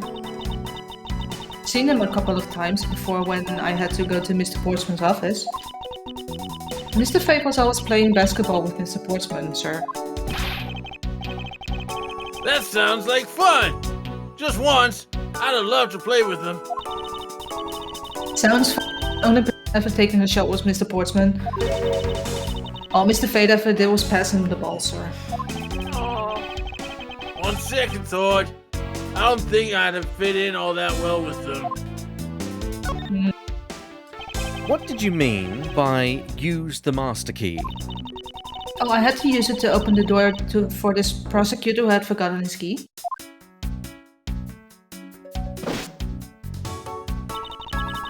I mean, it's my job as a security guard, right? She is adorable. She is. What is it? That's right, I just remembered the prosecutor who forgot his key. It was Mr. Portsman, sir. What? Please tell me more, Miss Bird. Quickly. Oh, he swapped the name tags around. Forgetful Mr. Portsman. It was around 12 a.m. Mr. Portsman had forgotten his office key, so he came down to security, sir. And that's when you loaned the master key to him. No way! It's against regulations to loan the master key out to anyone. I walked with Mr. Portsman to his office and opened the door for him personally, sir. I see. And then, what happened after that? Well, he called for me to come close up his office as he was leaving to go home. That was around 1:30 a.m., I think. So in summary, for the sake of one forgetful prosecutor, you used the master key twice tonight. Correct.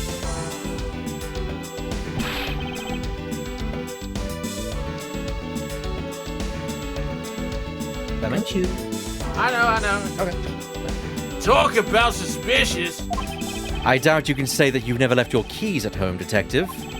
This calls for a thorough examination of Mr. Portsman's door. I'll ask about Maggie herself. Miss Maggie Bird, correct? I take it that you are an acquaintance of the detective? She was under my supervision back when she was still on the force, sir. One day she got caught up in a murder, and things started going downhill, so she quit. But I thanked Detective Gumshoe for introducing me to my current employer. Or so I thought until a few hours ago. Right before I was about to clock out for the night. You got caught up in this whirlwind of a case, correct? Don't worry, my whole life has been nothing but a whirlwind of bad luck and failures. Since I was 6 months old when I fell from the 9th floor of my apartment. God. Jesus Christ, lady! I've been hit by all sorts of vehicles, gotten sick from all sorts of food, failed in almost every test I've taken, experienced almost every kind of disaster. And now I even managed to be named a criminal just when I've become a security guard. That's a lot to go through in one's lifetime. I know! And just when I thought I finally found my happiness, I wound up getting you and Detective Gumshoe involved in my bad luck. You don't need to worry about me, Miss Bird, nor do you need to worry about yourself. I will solve this case and prove your innocence. All I ask in return is for your cooperation. Yes, sir, Mr. Edgeworth, you can count on me. I'll do all I can to help. Also, that's me. I just worry about Gumshoe then. Hey, Mr. Edgeworth, do you think it would be unprofessional if I gave her a hug? I won't be looking, Need a Gumshoe. hug. I think she needs one. I do like that Edgeworth is like, not to worry, I will sort this. You know? Well, Yeah. not just that, but he's like, don't worry about me, don't worry about you. Yeah. Worry about Gumshoe. Yeah. I won't rest until I'm inspected every suspicious door. Why do I always say this, Gumshoe? That's kind of your catchphrase, sir. Room 203. I take it that this is Mr. Portman's office. Yeah, you can't mistake him because of that basketball hoop. There's something that caught in your throat, Miss Bird. No, I didn't even realize. I can't even. Oh, that reminds me. Mr. Portman actually had... Bleh, let me try this again. Oh, that reminds me. Mr. Portman had actually wanted room 1202 really badly. Since you were already out complying with Mr. Edgeworth, we put him next door, sir. So why was Mr. Portsman so particular about getting room 1202? I'm not sure, but I bet it's because of something like his birthday is December 2nd. Yep, that's gotta be it. I can't think of another reason why. It's not because I'm dumb either. I can think of at least 3. Bah, why am I even wasting my time thinking about this? door is locked tight.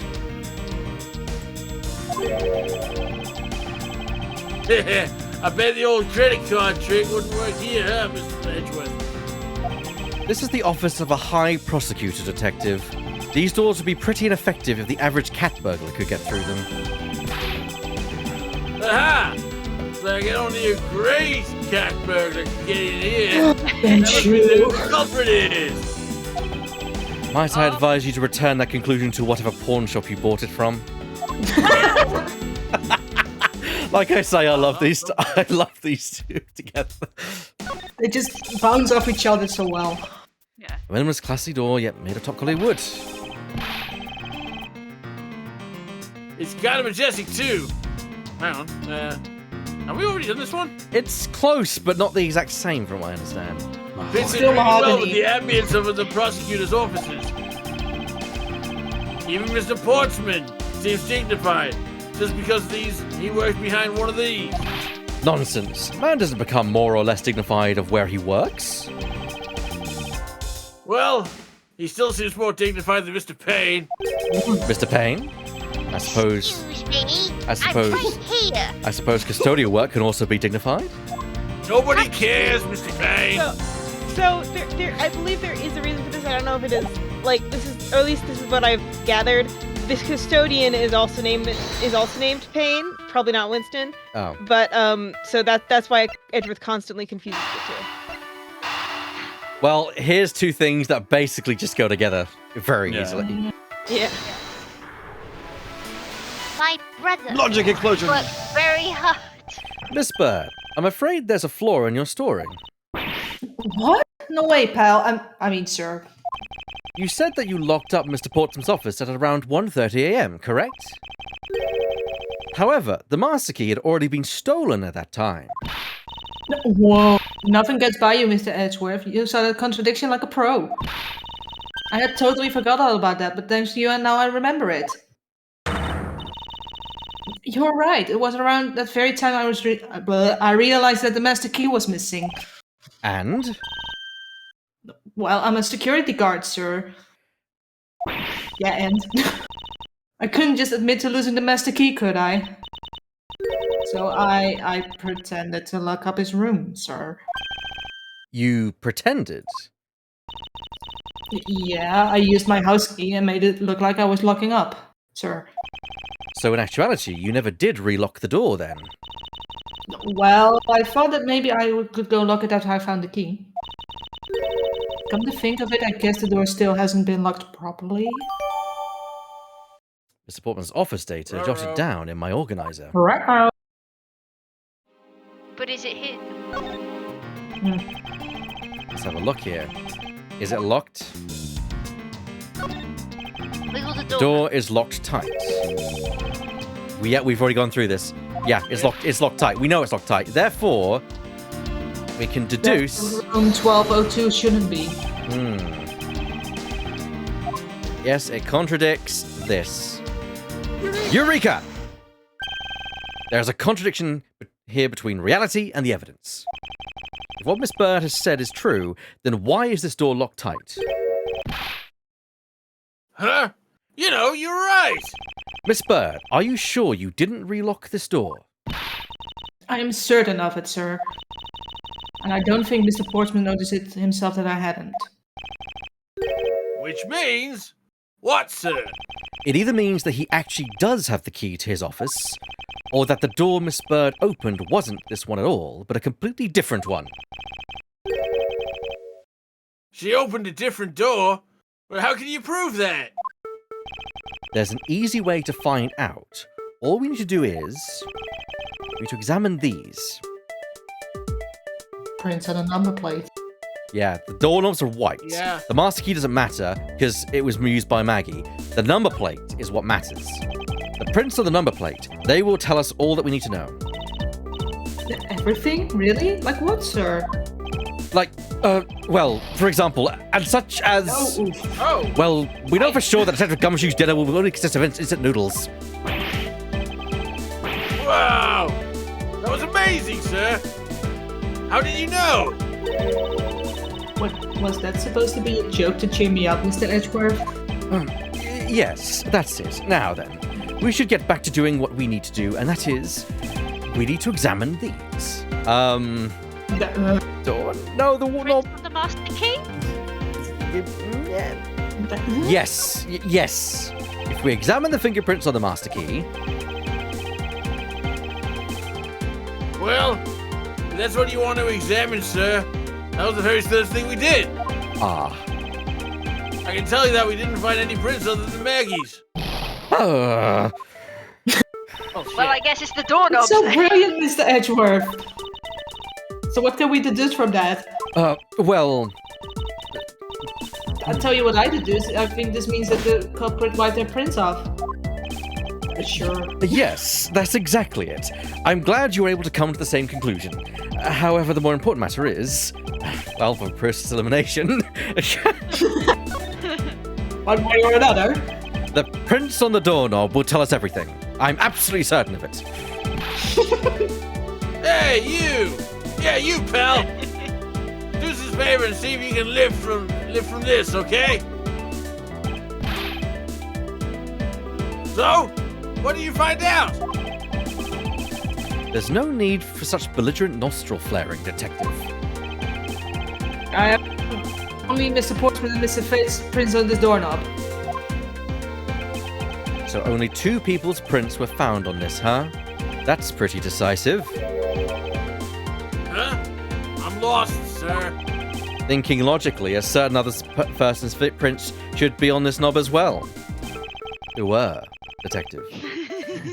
Now then, whose print should also be on this doorknob? Miss Maggie Bird's. Take that! Take that! I don't think you should be doing that on the job. Don't you think it's odd that the prints of the person who unlocked the door are absent? You mean? Yes, the door that Miss Bird opened could not have been this one, but a different one. Alright. So it Well, seems now like we're getting somebody. somewhere. What have we here? What were you going to say, Shadow? Well, it seems like somebody swapped the nameplates around.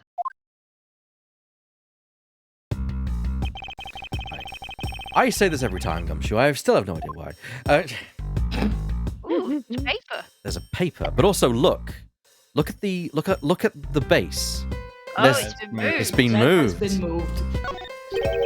What is this? Looks like a scrap of paper. I'll get it, sir. Let's see. Oh, there's something written on it. Looks like a note from the victim. I bought the 3 pieces of evidence by, just like we talked about on the phone, but looks like you're out. Guess I'll catch up to you later, buddy. Yeah, I just want Mr. Portman.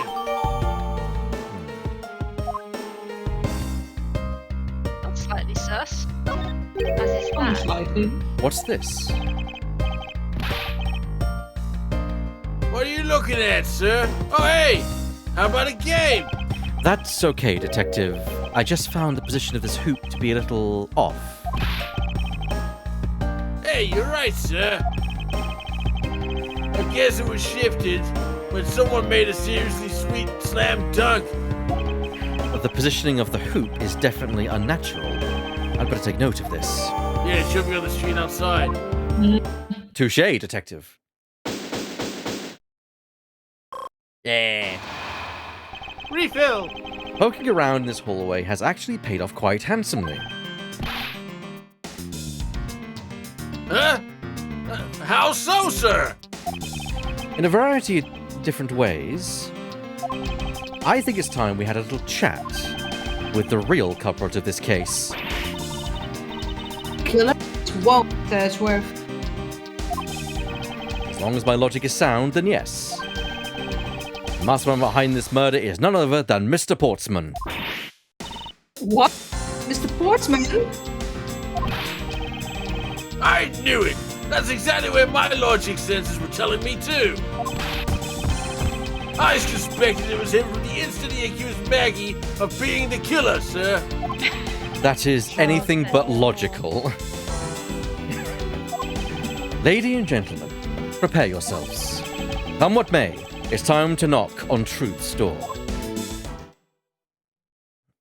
Hey, up me I'll in. make him pay for pointing the finger at my What? girl? March 14, 5:12 a.m. High Prosecutor's Room, Office Room 1202. We passed through the mahogany door. Mr. Portsman, I finished to process the bloody letters, sir. The bloody letters. Do it. Alright, let me take a gander at it. Does it here? Oh, Great. Ah, I see. Okay, looking good in there. Take good care of this. Ah, Go. What the shit? well, if it isn't Detective Gumshoe. End of the line for you, Portsman. We've got you now. Call off your dog, Mr. Edgeworth. Is this some kind of joke? It's no joke. We know, Mr. Jacques Portsman, that you are the guilty party in this case. Oh. You must be pretty upset getting chased out of your own home. I'd be mad too. So I guess you can stay, if you promise to stay out of our way. You intend to hide your crime under the guise of prosecutor doing his job? I can see right through your unsightly paper-thin mask you wear upon your cowl. Would have ever thought it would come to this? Actually, come to think of it, you're meant towards Manfred von Kammer. Wait? The legendary prosecutor who never lost a single case for 40 long years. Well, there was always this incessant chatter about forced evidence with that guy. Well, it teaches me that I've got to stay on the lookout for false accusations, you know? Oh, shut it. Are you done trying to play mind games with me because they won't work? The only thing you should be using that mouth of yours now is explaining yourself. Although that too will only dig your hole deeper. Either way, your game is up. Well, aren't we full of ourselves? Even though you have yet to prove anything. Pot meet kettle. Mr. Portsman's rebuttal. I have no idea what sort of harebrained idea you have in mind, but there's a mountain of evidence that points away from me being the culprit. Besides, how, may I ask, do you propose I knock the door and got in here? Look, I feel bad doing this to you, but I've got work to do, so we're done here. Sorry, but we are not finished yet. Boy, you're stubborn. I suppose you're basing your accusations on something? I'll show you what I'm basing my accusations on, with evidence. Damn right, pal. Punched him in the face. Rebuttal. That's my job. Oh yeah, the Allegro version. Yeah, such a bop. So I'll just press everything. Get more character for everyone. Hold it! Oui, oui, I'm having fun with this voice. My accusation is a harebrained idea, is it? You tell me. I'd say it is, after all.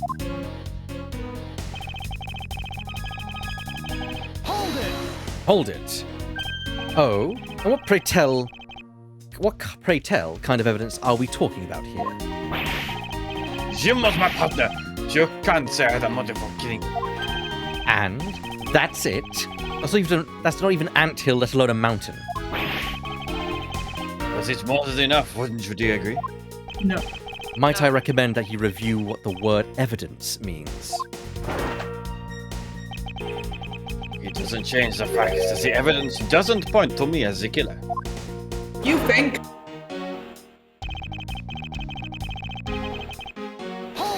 Hold it. Unfortunately, I believe I already have shown. Unfortunately, I believe I have already shown how earlier. Your speculations mean nothing, as I still insist that I could not gain access to your room. What should I do now? Should I raise an objection? Yes. You claim to have had no way to open my door. However, is that really the honest truth? Alright, tell him you go ahead, shoot. Very well then. I propose that you use this to open my door. Master key. Take that! Get I- fucked. I believe you were able to open my office door with the master key, no less. Objection! Wait. Hold on for a sec. I never did a finger on that key, as you already know. Precisely. You were able to open my door without lifting a single finger. Well, maybe you did, but only to direct. That's right. You used your finger to direct this person to open my door with the key. Miss Maggie Bird. Yes, it's me. You had asked Miss Bird to open your own office door for you, yes? Yeah, I kind of forgot my key at home. I was a bit too often for my test, but you know. But the room you had Miss Bird open at that time was not your own, was it? Yeah. What? You have crazy imagination. But why don't we ask the girl herself whose door she opened? Shall we? I'm certain that it was Mr. Postman's door, sir. I checked the number plate to make sure I was opening the right door, sir. See? Miss Bird backs up my story. Yet, what if you had misled her to fool her into thinking what you wanted? And how do you suppose I did that? By switching the number plates on our doors, for example. That's right, they do slide out pretty easily. Furthermore, you then used one other thing to give a very strong impression. That the door that she was opening was yours and not in fact mine. You moved the basket ring. What was it that Mr. Portsman used to make Miss Bird think it was his room? Time for a slam dunk of evidence. The basketball hoop. Yeah. Take that! What? The basketball hoop, sir. It's quite the peculiar fixture in any hallway, let alone the hallway in this building. Which is why it left an unusually strong impression on you. It's an object perfectly suited to sit just outside the office of a particular prosecutor. That's very true, sir, because there was a basketball hoop sitting there. I thought the door I was opening had to be Mr. Portsman's. There are signs that the hoop has been moved.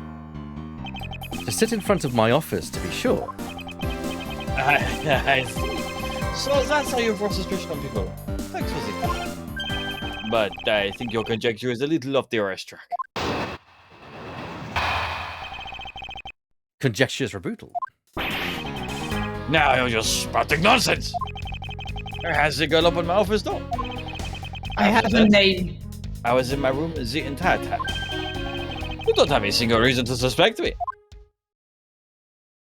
Oh, well. So he intends to claim We his have several. So he intends to claim his innocence to the end, does he? I'm as pure and innocent as my jacket. I won't say pure and innocent if you keep taking it on and off again. And Miss Bird is as dirty and guilty as the jacket she wears. I should to punch this guy. My jacket's not dirty, I'll have you know. I just washed it yesterday. Please calm down, for I intend to show who is the one truly covered in slime here. Good.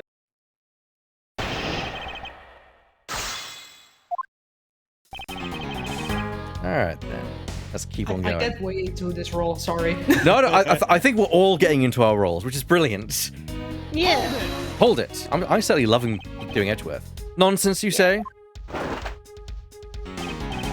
Ooh, because I'm selling the trophy.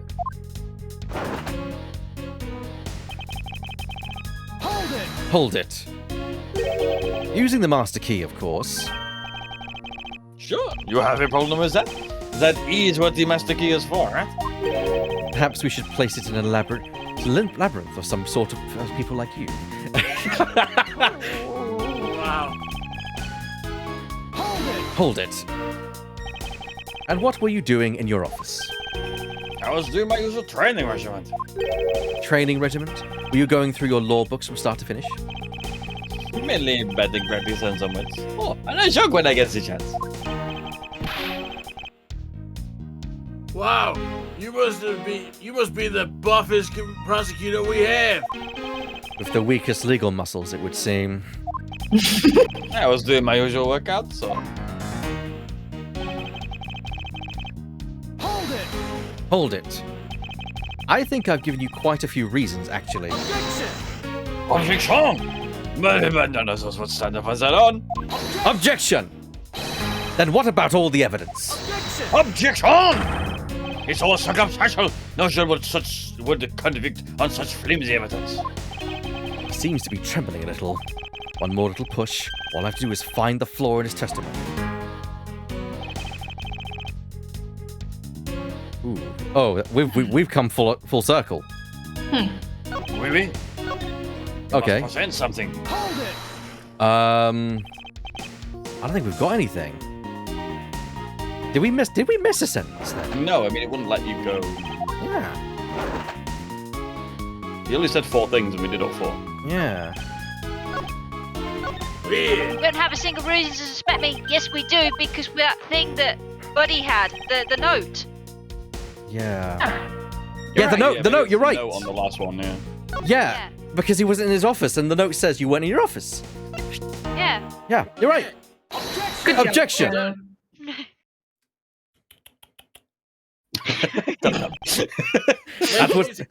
That was a lie. What are you talking about? How was that a lie? This is a note that the victim left for you, Mr. Portsman. And not? It was left under your door. Or did you not notice? And right here it says, but you're out. You were not in your room when the victim came to call on you. So then, where were you, and what were you doing? Ah! Shall I explain it in full detail for you? You were busy snooping around in my room, the very room you had Miss Bird open for you. Objection! This is just nonsense.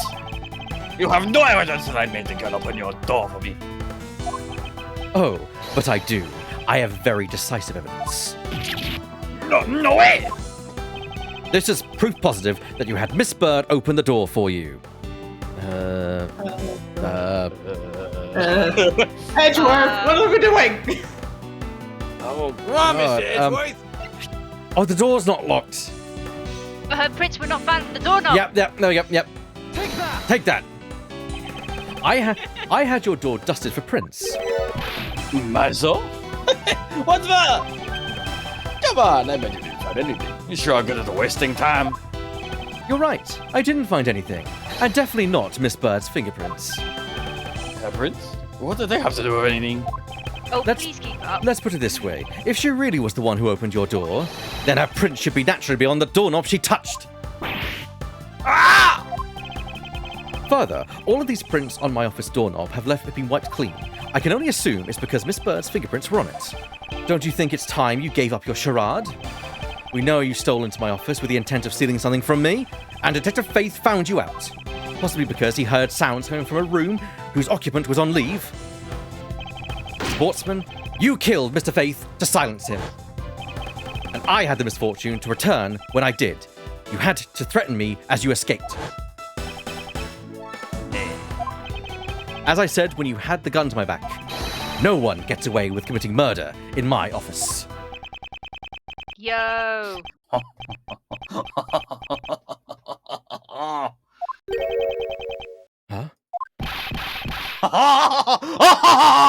No. Oh dear. I think we've lost him, folks. Yeah. And just what's so funny, pal? Well, that look of steep seriousness on the face of this office finest prosecutor. As he makes a huge mistake in accusing me. It's simply too much to bear. There's just nothing else like it in the world. What? Miss just explained it all and he even backed it up. You're the murderer! Stop trying to be slippery, you just admitted the crime already. I'm gonna punch you. Please do. And as I said earlier, it's also circumstantial, so full of conjecture. You say you checked my doorknob for prints? Well, I can readily confess that I had wiped that doorknob down as well. No, you didn't. Eh? I'm a little obsessive compulsive, you see. I didn't want to touch a doorknob that you had touched. Which is why I wiped the knob down as soon as I could after you opened the door. After that, it makes perfect sense that all these gyms and my own prints would be on there. No. You made that up just now, didn't you? Furthermore, as for the note Jim left for me, do you know exactly when that was? For all we know, he could have left it there before I arrived at the office. Like, early evening, for example. Are you saying you failed to notice a note in your own doorway? Hey, even geniuses fail at times. I was probably too preoccupied by work-related matters, although that's no excuse. Oh, that's a lie. There's no way you didn't notice a note that size. Ah, but you can't prove that, can you? Say something, Mr. Edgeworth. Back me up here, sir. Portsman makes a good point. I can't prove that he simply didn't overlook it. Mr. Edgeworth. Besides, I have an airtight alibi. Airtight, you say? I only realized that I had one just now as we were talking. I guess it would have been better for us all if I just told you sooner. I mean, that would have been nice. Portsman's alibi. If memory serves, you came back to this office around 2 a.m., correct? And it was then that you had that unfortunate confrontation at gunpoint with the couple.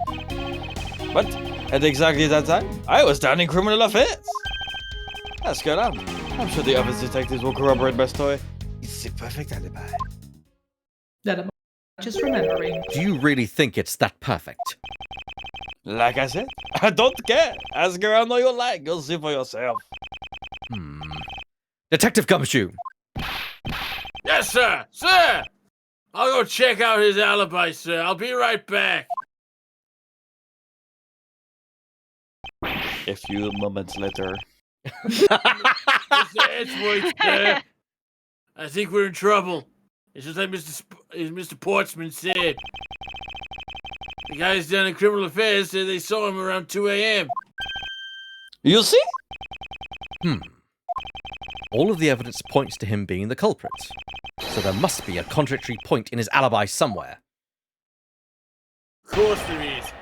Rebuttal. Portsman's alibi.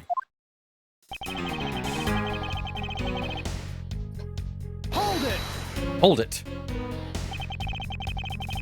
You are correct. It is around 2 a.m. Are you sure? It's really important to me that you're spot on with the time. I remember checking my watch then and making no mistake. It was 2. Oh, giving testimony like a pro. Okay. So you came back to your office at 2. Why do I feel like suddenly I'm on the stand, Gumshoe? Hold it! It is as you say. However... Yes, however, you are the only one who claims to have bumped into the culprit. So tell me, did you see the person's face? Was it me who you saw? It was pitch black, so I couldn't actually see. Objection! Oh, come now. I'm sure you saw something. Try a little harder, why don't you? I'm beginning to feel like I'm the one being interrogated here. Oh well, it doesn't matter if you remember or not. It only matters that you ran into the culprit. Hold it! So you pay the Criminal Affairs Department a visit. Yep. Right after I left the prosecutor's building, I headed straight for the precinct.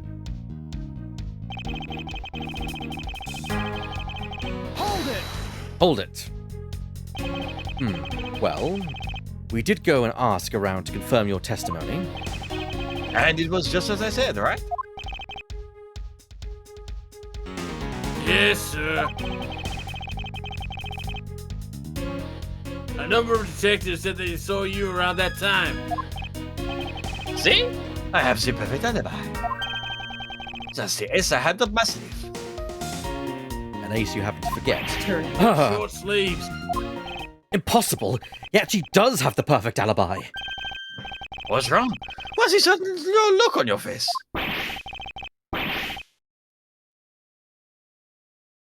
Can you say anything back, Mr. Edgeworth? I think it is the end of this line, and it's time to get off this crazy train. Ozzy, you're coming with me. You there!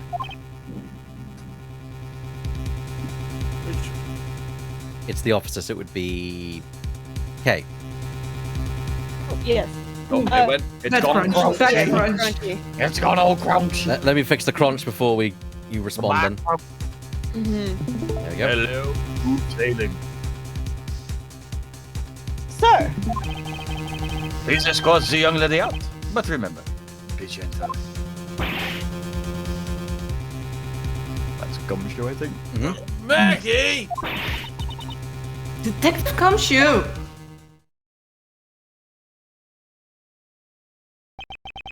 Is there nothing I can do? There must be a way to turn the situation around. If only I had a clue. Did I miss something that can help me cast doubt on his alibi? The intruder I met could not have been Portsman. Then who could it have been? Logic. I need to calmly think this through one more time, and with logic. Mr. Portsman's alibi. Another handgun.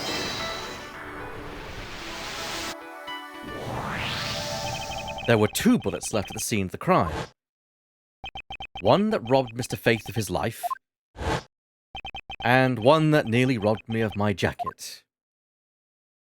However, the murder weapon only shows signs of being fired once, meaning that it is entirely possible that a second gun was used in my office tonight. Seeing as how the killer had to steal Mr. Faith's gun, I doubt the killer had another gun up their sleeve. Therefore, the second gun could have been a property of an entirely different person, which could mean that there was another person who paid a visit to my office tonight. That's Mr. Ray, another visitor.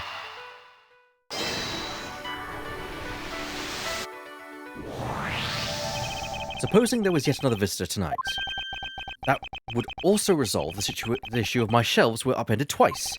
We know that the shelves were disturbed once before and once after the murder, so it shouldn't be much of a stretch to think that it was the work of 2 different people. Once by the person who stole the victim's gun and then killed him with it, and once again after the murder by our second culprit, who was the owner of the second gun. If we suppose that the second culprit's gun was the one that was pointed at my back... Objection! Mr. Portsman, it seems that I need to amend my assumptions regarding this case. Great. So you finally come to your senses. Mr. Edgeworth! Why am I back? Sir! What do you say? This has been a big misunderstanding on my part from the start. I had assumed that the person I ran into was the killer, but that may not be the case. What do you mean? The person I ran into was just your average thief. A thief? But sir, doesn't that cause some sort of contradiction in the facts? Not at all. It simply means the killer was someone else. And it means that in actuality 2 culprits stole into my office tonight. You're rather popular, sir. What do you mean, 2? It explains both why my shelves were disturbed twice and how there were 2 guns. Mr. Portsman tricked Miss Bird and gained entry into my office. Objection! Now you're just leading the argument. You still don't have any actual proof, you know. If you could please go along with my hypothetical scenario for now, Mr. Portsman. In the end, if you really are innocent, you should have nothing to worry about. Now then, returning to my scenario, Mr. Portsman was out to steal something from me, which is why he checked my secret safe and ransacked my shelves. This is the first time. So then, this would be back when the files were put back in the wrong order, right? Correct. And then, just when he was about to look somewhere else, who should walk in but his own partner, Mr. Faith? Well, why did Mr. Faith come into your room, sir? He probably had business with Mr. Portsman, which is why he was in the area. But that's when he noticed sounds coming from my office, would be my guess. Because you were supposed to be away, right? He must have thought it was odd, so he came into his office to check it out. Correct. And as a detective, that was the right thing to do. But when he came in, he found his own partner standing there. Because it was Mr. Portsman, Mr. Faith probably let his guard down. Mr. Portsman was not so merciful as to let him leave alive. He waited for a chance and stole Mr. Faith's gun from him, and then... he killed him. Bang. He silenced Mr. Faith for catching him in the act of stealing.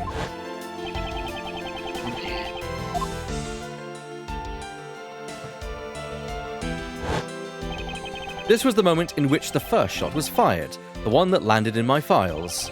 Following that, Mr. Portsman wiped the gun down and left it behind as he made his exit. He could afford to do that because he had also left the fake dying message behind. You're such a complicated troublemaker, you know that? Well, if things were as simple as that, then all would be solved. However, there was yet another visitor to my room, and this is where it gets complicated. There was another. Visitor, sir? Yes, and this other person's objective was also to steal something from me. Now then, even after Mr. Portsman left, the door to my office remained unlocked. However, this new visitor had no way of knowing that, and so they stole the master key from the security guard's room, and then entered my room and searched through my shelves.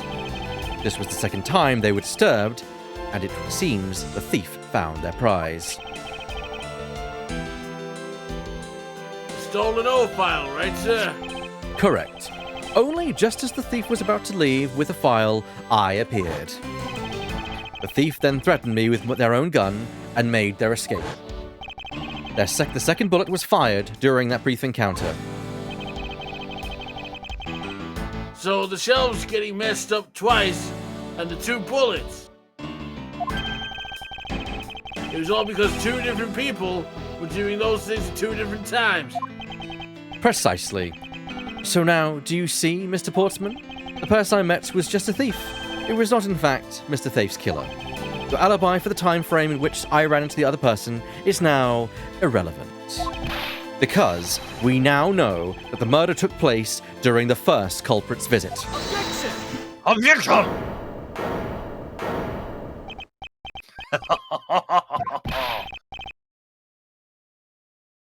What's so funny, pal? Absolutely splendid! Your scenario explains everything. Of course it does. It's Mr. Edgeworth, after all. But, you know, still doesn't change the fact that it's all circumstantial. Supposing if, and that's a big if, your theory is right. It would indeed render my alibi, which has withstood scrutiny, mind you, irrelevant. But there is still one defining point of your argument for which you have no evidence. Your superstition that it was the first visitor.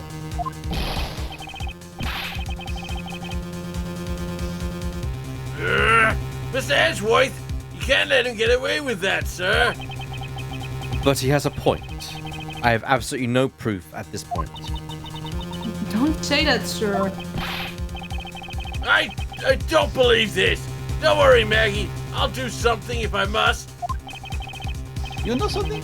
I find your attitude to be somewhat peculiar, Mr. Edgeworth. If the person you met earlier was just a plain old thief, then why is that person not your main suspect? That is, if your theory is correct. Oh, here we go. Portsman's alibi part 2.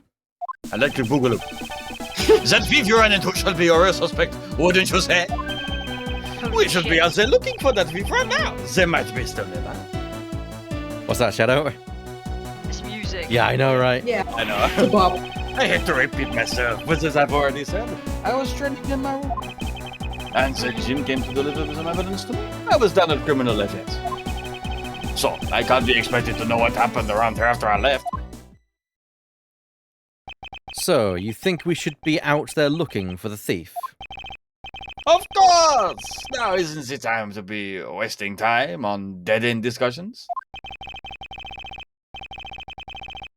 I don't think it's at all dead-ended. I find your alibi to be fascinating. Let's continue where we left off, shall we? Yeah. I know he's lying. I know he was here at the scene of the crime. I just have to find a way to prove it. Here we go. Hold it! Actually, no, I wouldn't. Why not? That's elementary. The dying message, of course. Mr. Faith's killer very clearly left those letters on the spines of those files, and it was after they were on there that the thief stole one of them. You mean the old files, right? And that's how we also know the letters themselves were set up and not from Mr. Faith. If the thief was the killer, do you think they would try to undermine themselves? No! Maybe the killer just didn't think of that either. Such Yes, a thought. that must be it. Maybe. Just maybe. I agree. Hold it! Once escaped, I highly doubt a thief would linger nearby.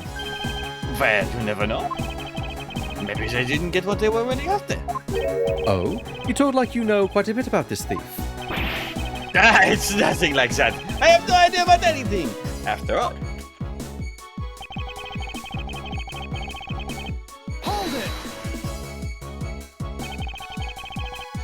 But according to Mr. Thief's note, Hold on, I thought we already cleared that up. Didn't we say that she left the note for me in the early evening? If you have any proof he left it at the very time, say, just before he was murdered. I don't have any, no. You see? So I insist again that it was in my office the entire time.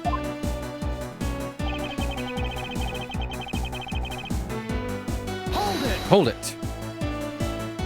Why didn't you go there with Mr. Faith? Ah, just because he said he was tired and going to take a quick nap. You know, those sofas in the hallway? He likes to sleep on those. It's one of his habits. And what of the evidence he bought? They were things related to yesterday's case. Just 2 items. A gun and a pendant. Ooh, gun, you say? Interesting. This piece of testimony seems too crucial to let slip through the cracks. He brought me 2 items. A gun and a pendant that are related to yesterday's case. 2, you say, sir? I contest that. Dun, dun, dun. It was 3! Objection! Meh! Yeah. Only 2 pieces? I believe the proper phrase here is you fail. Excuse me. You fail as a prosecutor, Mr. Portsman, as you intend to keep evidence hidden from me. What are you talking about? I haven't hidden anything from you. Well, here's a piece I think you should read carefully.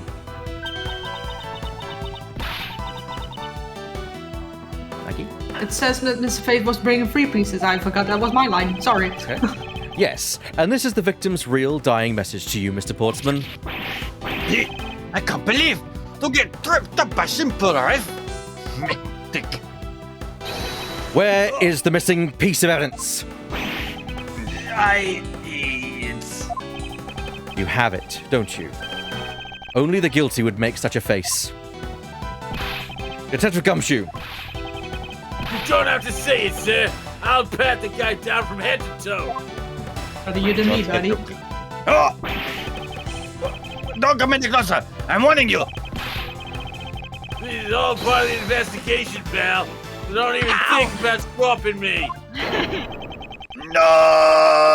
Come here! Hey, what's this? He had this on him, sir. Despite what you said, it would appear that you do have something to hide.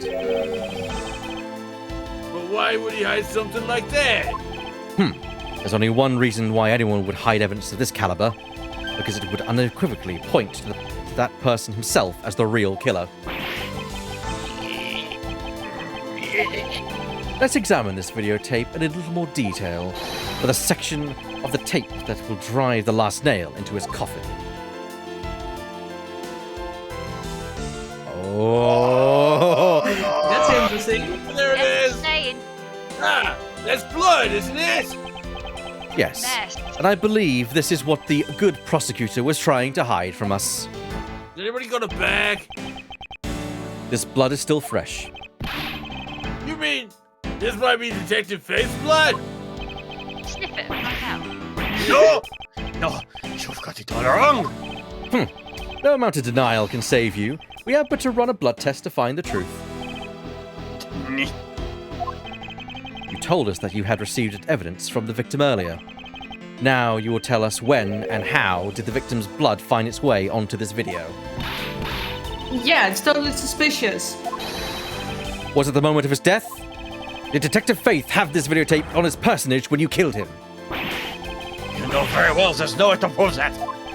Not even if we were to examine this tape for fingerprints? Yeah! If I had to take a guess, I'd say that the only ones on here would belong to the murderers like you and Mr. Faith. No, impossible!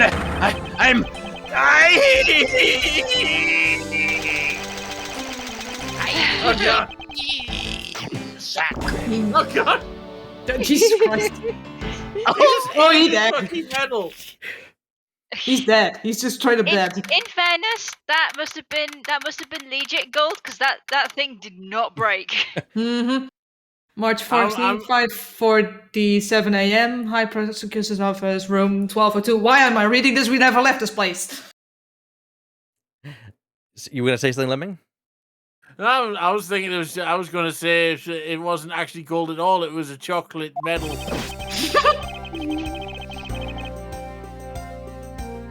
Mr. Portsman has been placed under arrest for the murder of Detective Buddy Faith, sir. Very good. And the results we got back from the lab tests on the tape turned out to be real solid, sir. The blood work came back and it was definitely Mr. Faith's blood on there. And as a bonus, we were able to lift a few of Mr. Faith's fingerprints as well. Thank you so much, Miss Edgeworth. I still can't believe I got to see your cool deduction skills outside of the courtroom. I'm impressed beyond words, sir. It was nothing. I'm just sorry you got caught up in a murder in my office. Please accept my apologies. It was nothing, really, compared to what I've been through, I mean. I consider myself lucky that I was winning a burglary and a murder this time, sir. Wait, what? If it had been a hold-up or a hostage situation, I have thrown my hands up in the air. I think I'm finally rising up from a goddess of misfortune to just an unlucky person, and this is an upgrade how? Something tells me we should have hired a different person for security detail. I agree. You know something, sir? That Mr. Portsman really was one corrupt prosecutor. And why would you say he was corrupt? Well, I heard that there was a number of suspicious things related to his court cases. There's even rumors about how some of his evidence he uses was forged, sir. Forged evidence, huh? And they say he even decided not to prosecute a few cases for some really vague reasons. Well, that's okay, Gumshoe. Only an idiot would present forged evidence in court. That guy was a total complete disgrace to the entire profession. I'm botching this line. We never did get around to asking what his reasons were for breaking into my office. Yeah, when we got near that topic, he just clammed up. Although, we can be pretty certain that it was to steal something. This is just between you and me, sir, but there's a rumor that some sort of huge organization is involved behind the scenes. Oh? Well, well. With Mr. Portsman not willing to divulge anything, it certainly lends credence to that rumor. It would seem that we haven't heard the last of this. Huh? When Mr. Portsman isn't the bad guy? I didn't say that, but rather that there are still many more mysteries for us to solve. For example, we still haven't figured out the single difference to this piece of evidence. Take that! Take that! The person who stole this file, the other villain of the night. Yeah. I wonder who it was. And what happened to the stolen pages? I wonder, who in the world was it that held me at gunpoint? It was me all along. Mr. Edgeworth, sir. Yes? I came across this while I was processing your office earlier, sir. This card? What is that, sir? Is that a bird or something on there? It's not just any bird. It's the mark of the raven, a three-legged raven. Even you should know what this is, detective. Oh, it's about that thing, isn't it? That great thief everyone's talking about. Yes, it is the mark of the great thief Yatagarutsu. Under the mark of a legendary bird, Yatagarutsu is noble to the end, a modern Robin Hood. Labeled mysterious and phantom-like, the Yatagarutsu appears and vanishes at will. Though we don't know much about this thief's ultimate goal, we do know the targets. Yatagarutsu likes to find and make public evidence of corrupt dealings of all sorts. The theft is always performed in silence, and always with perfection. Once a target is chosen, no dramatic calling card or announcement is sent forth. Instead, the chosen corporation is infiltrated without even the target noticing. Some days later, the evidence that was found is sent out to the mass media. Along with this single card, though it has been a while since the Yatagarutsu's last appearance. Hey, Mr. Edgeworth, look, something's written on the back. What? Let me see.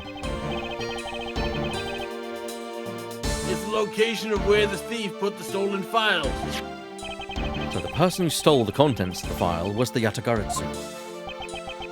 Yatagarutsu, organization. Quite a few key words are popping up in this mystery.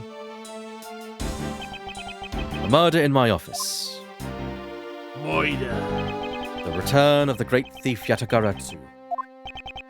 Looking back, I can't say I didn't see these events coming, but they were heralded by the incidents that began to occur 2 days ago.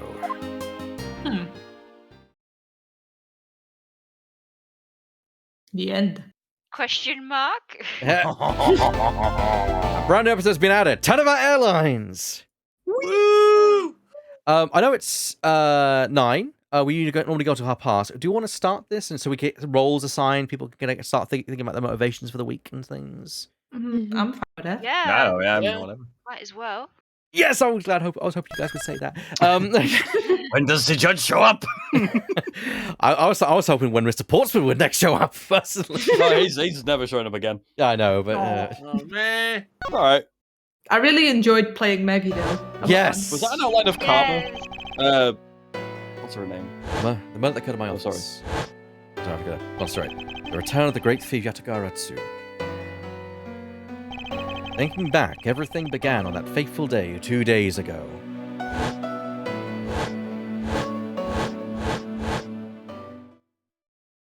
2 days earlier. Oh no, someone shot Mr. Edgeworth. Oh no, it's just Oh, one. wait. Or is it grape juice? Grape juice. Great news.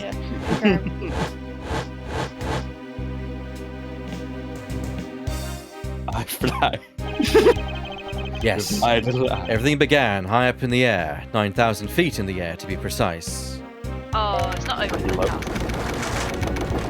Thank you for flying Hi-Fi Airlines. We're currently experiencing some slight turbulence. The fuck is this We plane? are asking all passengers to please return to their seats and fasten their seatbelts. The fuck plane has an elevator and a piano? I mean, Only the dopest plane ever. Well, You an elevator mean, like that at mean least. a plane that cannot even take off? Because it's Yeah. too fucking heavy. This is the kind of plane Edgeworth is on. Stop questioning it. It's true. It's I true. will. It's his Right. private Can I jet. Go I on, did Kate. research. March Thank you. 12th, 6:13 a.m. Flight I-390, first floor lounge. 390. yeah. That's fine too. Okay. Thank you. So I didn't. So for my podcast, I did an episode on this, and the person who I brought in brought some research. There is a plane that is almost as big as this. It is the Airbus number whatever something. And the A380. however, yeah, that. However, it is still not as big as this plane. Of Yeah. course not. No, This is don't like play. Air Force One Because this levels of plane. Fucking I mean, to be huge. fair, the Air Force One is only a 747.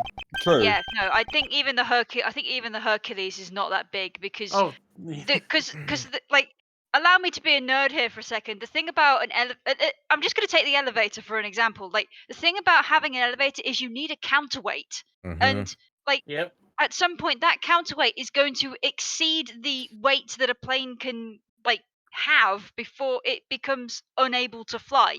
The amount of thrust you can produce and the lift that you would need to get it off the ground would just no, it's not Yeah. possible. We're trying to this is bring bigger logic than into an Ace Attorney game. Oh no. Yeah, that's the Yeah, problem. This shit would The be folly bigger than of a men. C5 Galaxy. Ugh. If Oh. anything, I this am would no be an Antonov man! 124, Oh. which is one of the That was largest some crazy night. cargo aircraft ever. Why do I feel like I just woke up from a horrible nightmare? Oh god, Yeah, it was no, Ace I Attorney just 3. got I just got finished playing Ride to Hell. 6:13. Ah, I guess I was out of cold for about 10 minutes. Ha, slight turbulence indeed. Gentlemen, we are currently experiencing some slight turbulence. For your Slight. safety, we ask that you please return to your fucking seats as soon as possible and fasten Wow. your bloody seatbelts. Sit your ass down and put your belt on. I suppose turbulence is to be expected on a flight, although admittedly I'm less than comfortable with anything resembling earthquakes. Uh, My Pop-Tart! Huh? What's this? A travel wallet? But it's not mine. How did someone else's travel wallet wind up in my pocket? Ugh, my head. Why won't this headache go away? because you hung over. I'll take care of this No, travel he's wallet got later. PTSD. Or hand it off to the attendant. An attendant. yeah, Ugh. it's just a normal like PSA. Like, please, like if you're on a plane and just sitting down, please just at least have your seatbelt on, because like if Turbulence will if fuck you nasty up. turbulence like hits, people can be thrown into things Yeah. and it doesn't end out well. I Just like how make sure. even Edgeworth is shocked at the elevator in the plane. From earthquake-like turbulence to an elevator.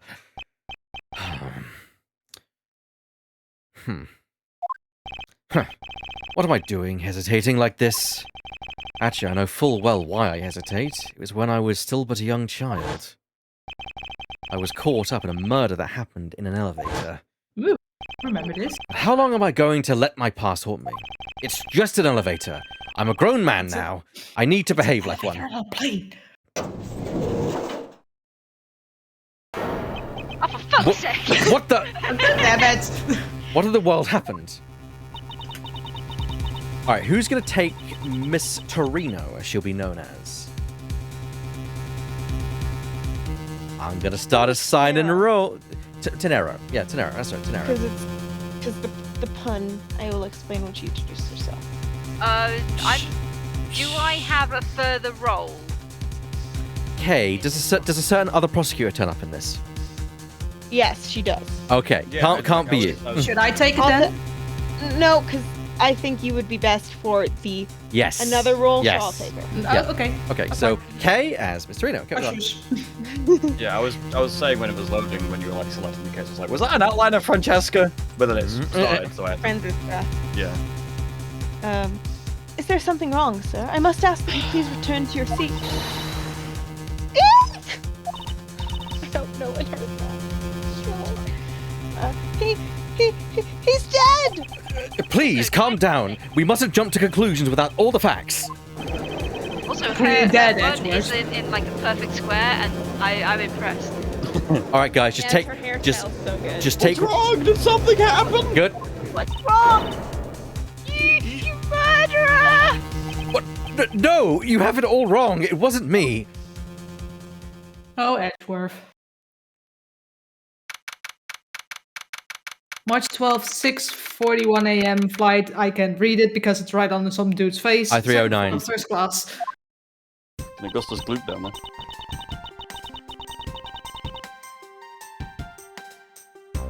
Okay. Everyone, I'm sorry to interrupt, but I have an important announcement. I'm one of your flight attendants today. Road to Nero. Pun is road to narrow, like a runway. Ta-da! Yeah. At least that's what my thought is, and then Wiki's thought. I don't know, or maybe further thing, but we haven't gotten as much translator notes on this game as we have gotten on the other games. So, yep. Also, fun fact. Fun fact time, ladies and gentlemen. The largest and heaviest aircraft ever built is the Ukrainian Antonov AN-225, Ah. Cool. which could possibly be big enough to hold an elevator. What's the tonnage? 315 tons. Jesus Christ. To be fair, I wouldn't be surprised if that was actually done on this plane, because it's also, well, we'll see. Yeah. Sure. It's freaking huge. Okay. Unfortunately, we've just had a minor accident on this flight. Minor! Oh, yeah. I mean, it's also slight turbulence, so... Alright, I need rapid fire people to take each passenger and to remember which one they're playing. Oh dear. Oh, crap. No, Do not don't do this to me! interact Sorry? Oh, these do not interact with anybody else, so it doesn't. Oh yeah, so you're good. An accident? Don't treat us like we're stupid. I caught a glimpse and it was a murder. What? Murder? What's going on with this flight?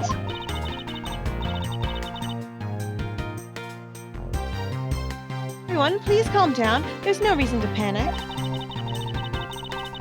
This flight will stay on course and make its scheduled landing. We're still currently in the middle of a rough patch of turbulence.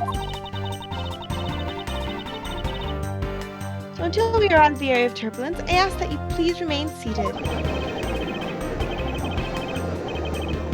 Guy is eating. But someone was killed, right? I mean, what about the killer? Let me off! Oh, is that you? Please, there is no need to feel threatened. We have already apprehended the culprit.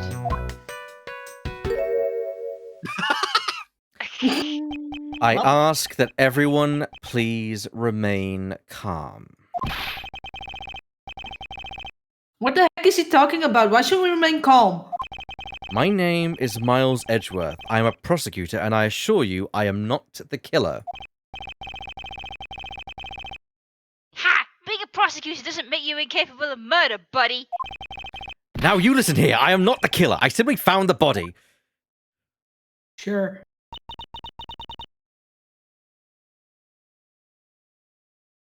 So you say, however, I'm sure that you're the perpetrator of this crime. I swear on my honor as a professional flight attendant. Oh, is that right? I know what I saw. And there's even very strong incriminating evidence to back me up. What kind of incriminating evidence is she talking about?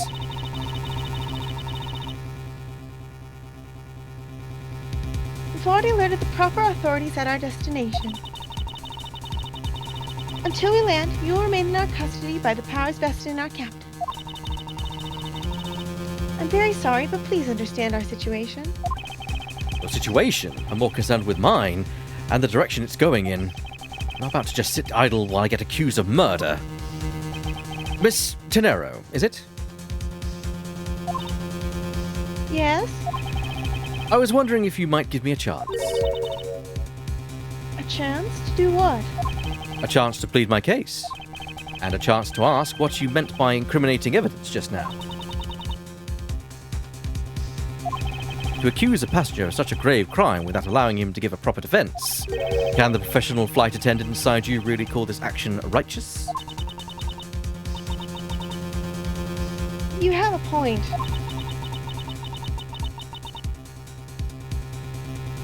Very well. I'll listen to what you have to say. But be wary of what you reveal. I'm afraid you'll only look even more suspicious if your explanation fails to satisfy. I also do not have the time to deal with you all day, so please make it quick. Of course, as you wish. Good. Very well. Very well then, let's get started. I know for a fact that I didn't kill that man in the elevator. What I don't know is what sort of evidence she has up her sleeve. But I'm certain it doesn't fit with how the crime really occurred. Oh, we're diving straight into this shit. Yeah, what Mr. Nero saw. I swear to tell the whole truth as a professional flight attendant. Unfortunately for you, Mr. Edgeworth, I'm certain you are the killer. The scene I saw in front of the elevator. was you standing there with fresh blood dripping off the murder weapon. So if you would please cooperate, we'll turn you over just as soon as we land. Wait, so you bludgeoned a man to death with, like, That's no it. Travel wallet? wallet. That's Yeah. impressive. That's it. That's her evidence.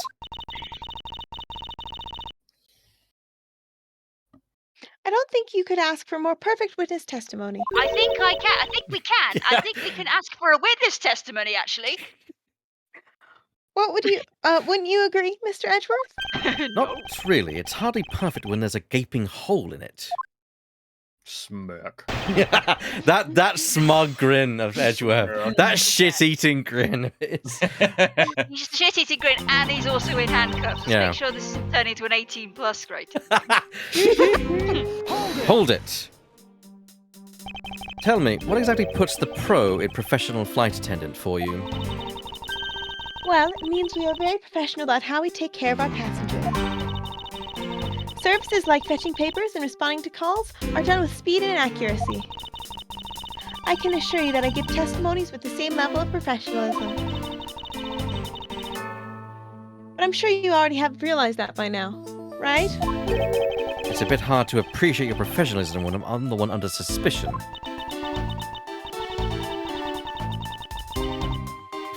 There you have it. My professional testimony is accurate and reliable. Alright, let's do this. Hold it! You certainly seem sure of yourself.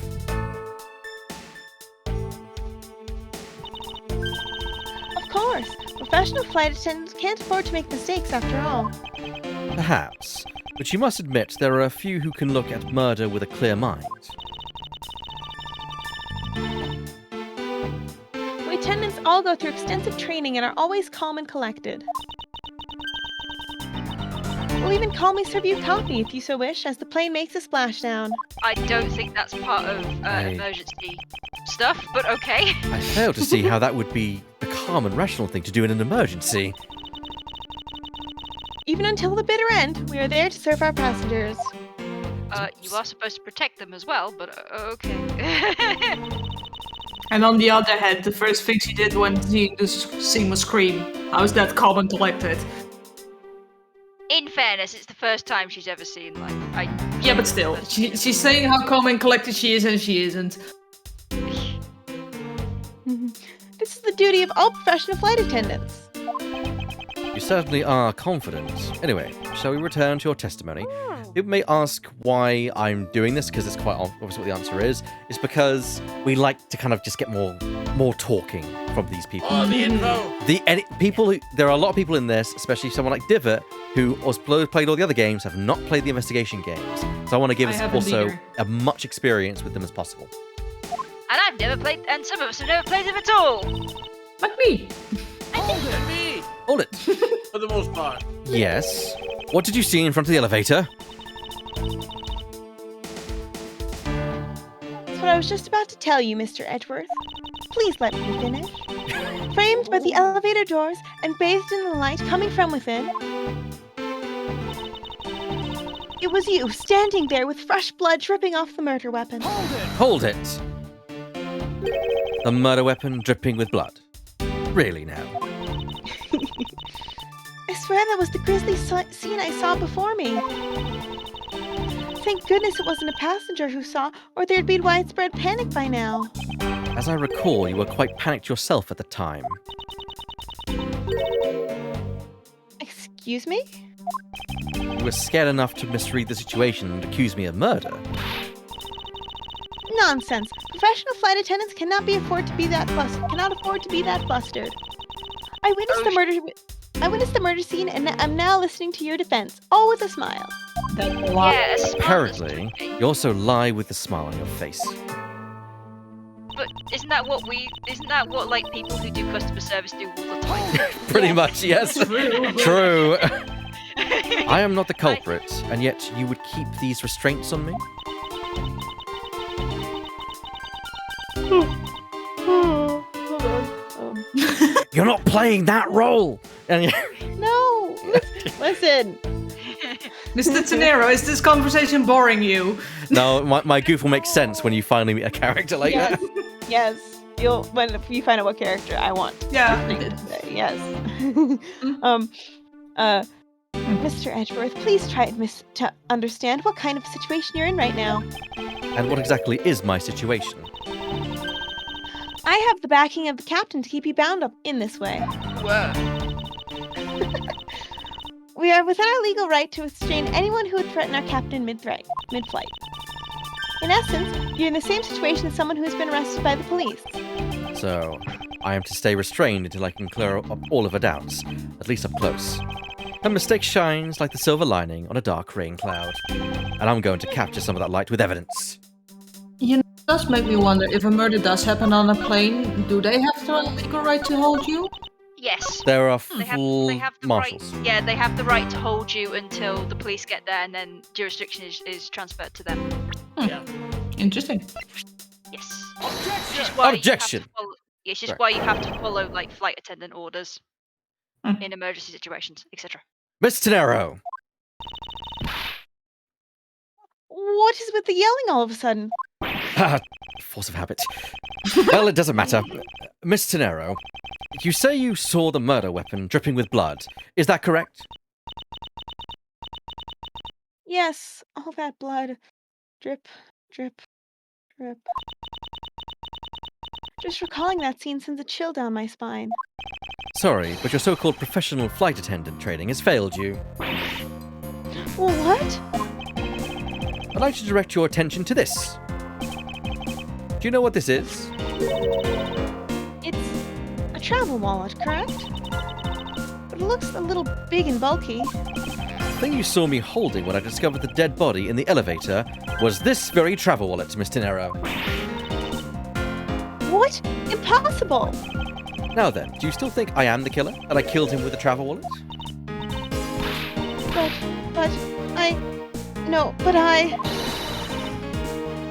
I saw blood dripping from the wallet.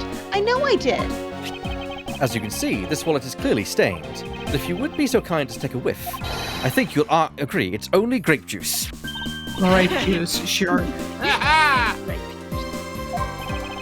Then... That's right, you mistook grape juice for blood. The murder weapon dripping with blood does not in fact exist. No! There, that should clear up the pesky accusations. Wait just a sec. That is... I mean, even a wallet could be deadly if it was wrapped around something heavy. Huh? I demand you show me what's inside. Please. She's trembling, and the tacked on please at the end sounds like I've got her. There's no need to look inside. Even you can tell from its appearance that it's light.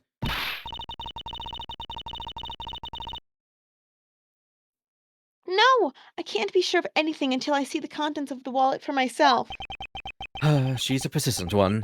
I suppose we have no choice but to see what's inside. Miss Tenero, if you would be so kind to open the wallet and check its contents for me.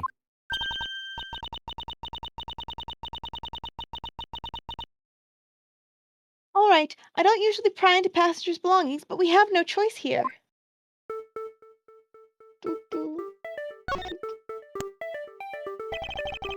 It seems that this passport is all that's in here. As you saw, there is nothing but a passport inside. This renders your wallet, as was the murder weapon, argument to moot. Wouldn't you agree? But it's not yours. Please, hear me out, Mr. Edgeworth. What is it now? Well, I was wondering, whose passport is it exactly?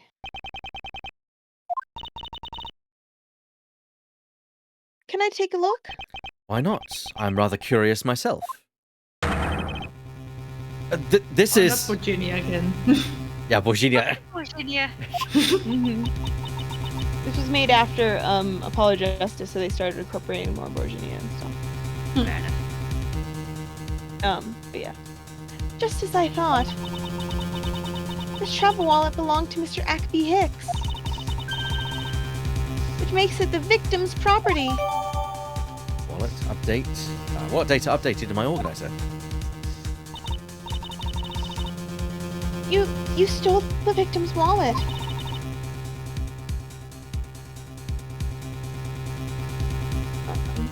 Didn't you? How dare you? You said it yourself.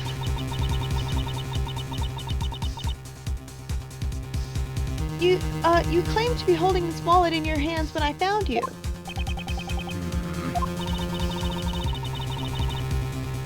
Perhaps I did misconstrue the wallet for the murder weapon.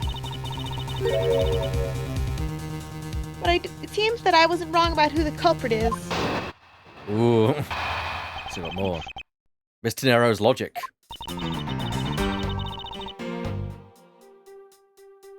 As you claim, the murder weapon is not the travel wallet. However, it is something you stole from Mr. Hicks after you'd done the vile deed. I find it hard to believe it myself, but your motive was very simple. You were out to steal Mr. Hicks's money, weren't you? What money? His wallet is empty. So even though I didn't have the murder weapon on me, you still suspect me. I see.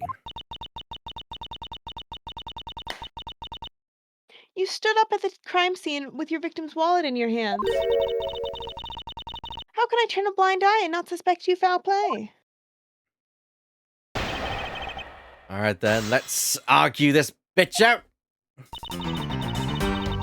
The actual argument, not her. Hold it! Shouldn't that be proof enough for you that I did not murder the victim?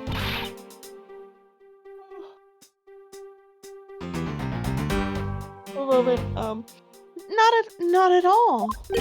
Oh, and why not? Because that wallet may not have been what I thought it was. However, it is something you stole from Mr. Hicks after you'd done the vile deed. Yeah, you don't. It's fine. I'm reading it because That's it fine. was reading it. That's true. You think I stole it? Yes, I'm very sorry to say it, but I usually wouldn't be so rude, but it must be said. Huh? I never thought I'd see the day, but here I am calling a passenger a thief. It was like the thing was in the way. Okay. Yeah. Maybe I should put on a serious face and say it more directly. I believe you removed the wallet from the victim's personage. It really doesn't matter how you phrase it. What I'd like to know is why you think I stole Mr. Hicks' wallet.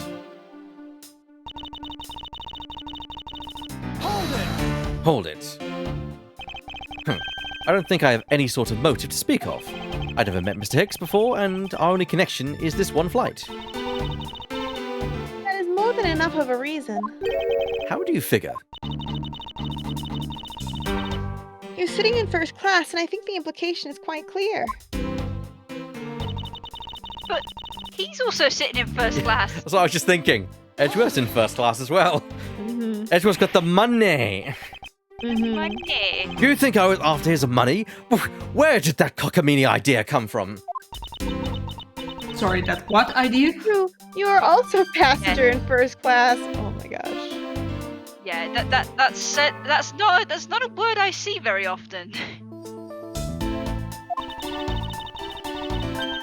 I thought something was off about you and those deeply etched lines on your forehead.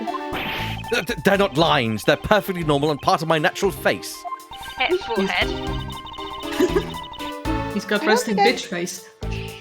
Yeah, he does. I don't think I've ever met someone with such terrible countenance on a flight before. Wow.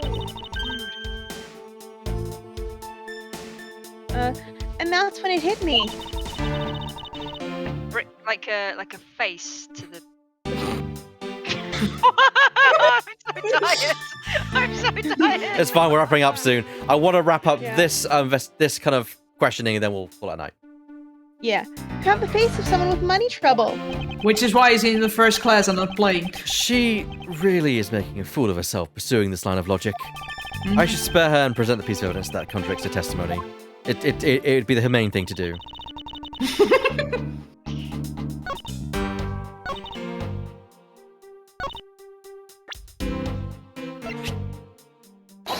Objection! I remember this part. I wonder if I might get a word in, Miss Tenero. What is it now? Miss Tenero, I wonder if you noticed the contradiction within your own testimony. What are you talking about? It's simply impossible that the motive for this murder was monetary theft. One glance at the crime scene should have told you that. What about this scene would prove the motive for the murder was not the money? Well, of course, the money's thrown across the fucking floor. If I may... If I may direct your attention... Looks like Garfield. Yeah. If I may direct your attention Guilty. to the things thrown all over the floor...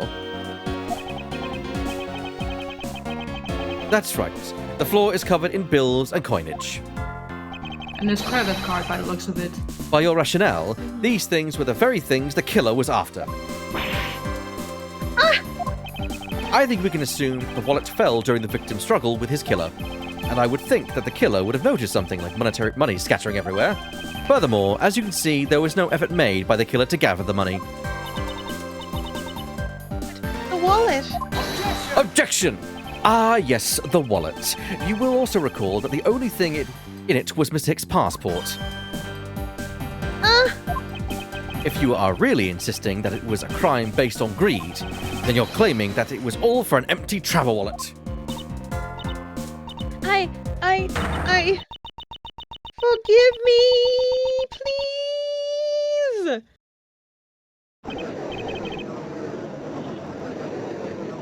Hey. Are you saying the attendant's wrong? So the guy isn't the killer. Don't believe it, everyone. Oh, okay. I'll do it. we're juggling these. Yeah, juggle it. Lemming. Don't believe it! Everyone, it's a trick! Will you all please be quiet? Miss Tenero, Yes? you lost your cool when you saw the dead body. Plus, the lounge was dark, and looking into the light from the elevator, it's easy to see how you mistook the wallet in my hand for the murder weapon. I take no offense that you thought that I was the killer. Mr. Edgeworth. Thank you for releasing me. Oh, who wants to play Who wants to play a Borginian? Oh, divot. Oh, I mean, it's divot. canon, right? What is it now?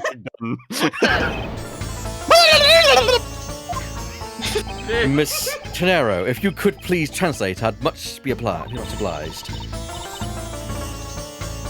It sounds like Borginian, but I don't understand any of it.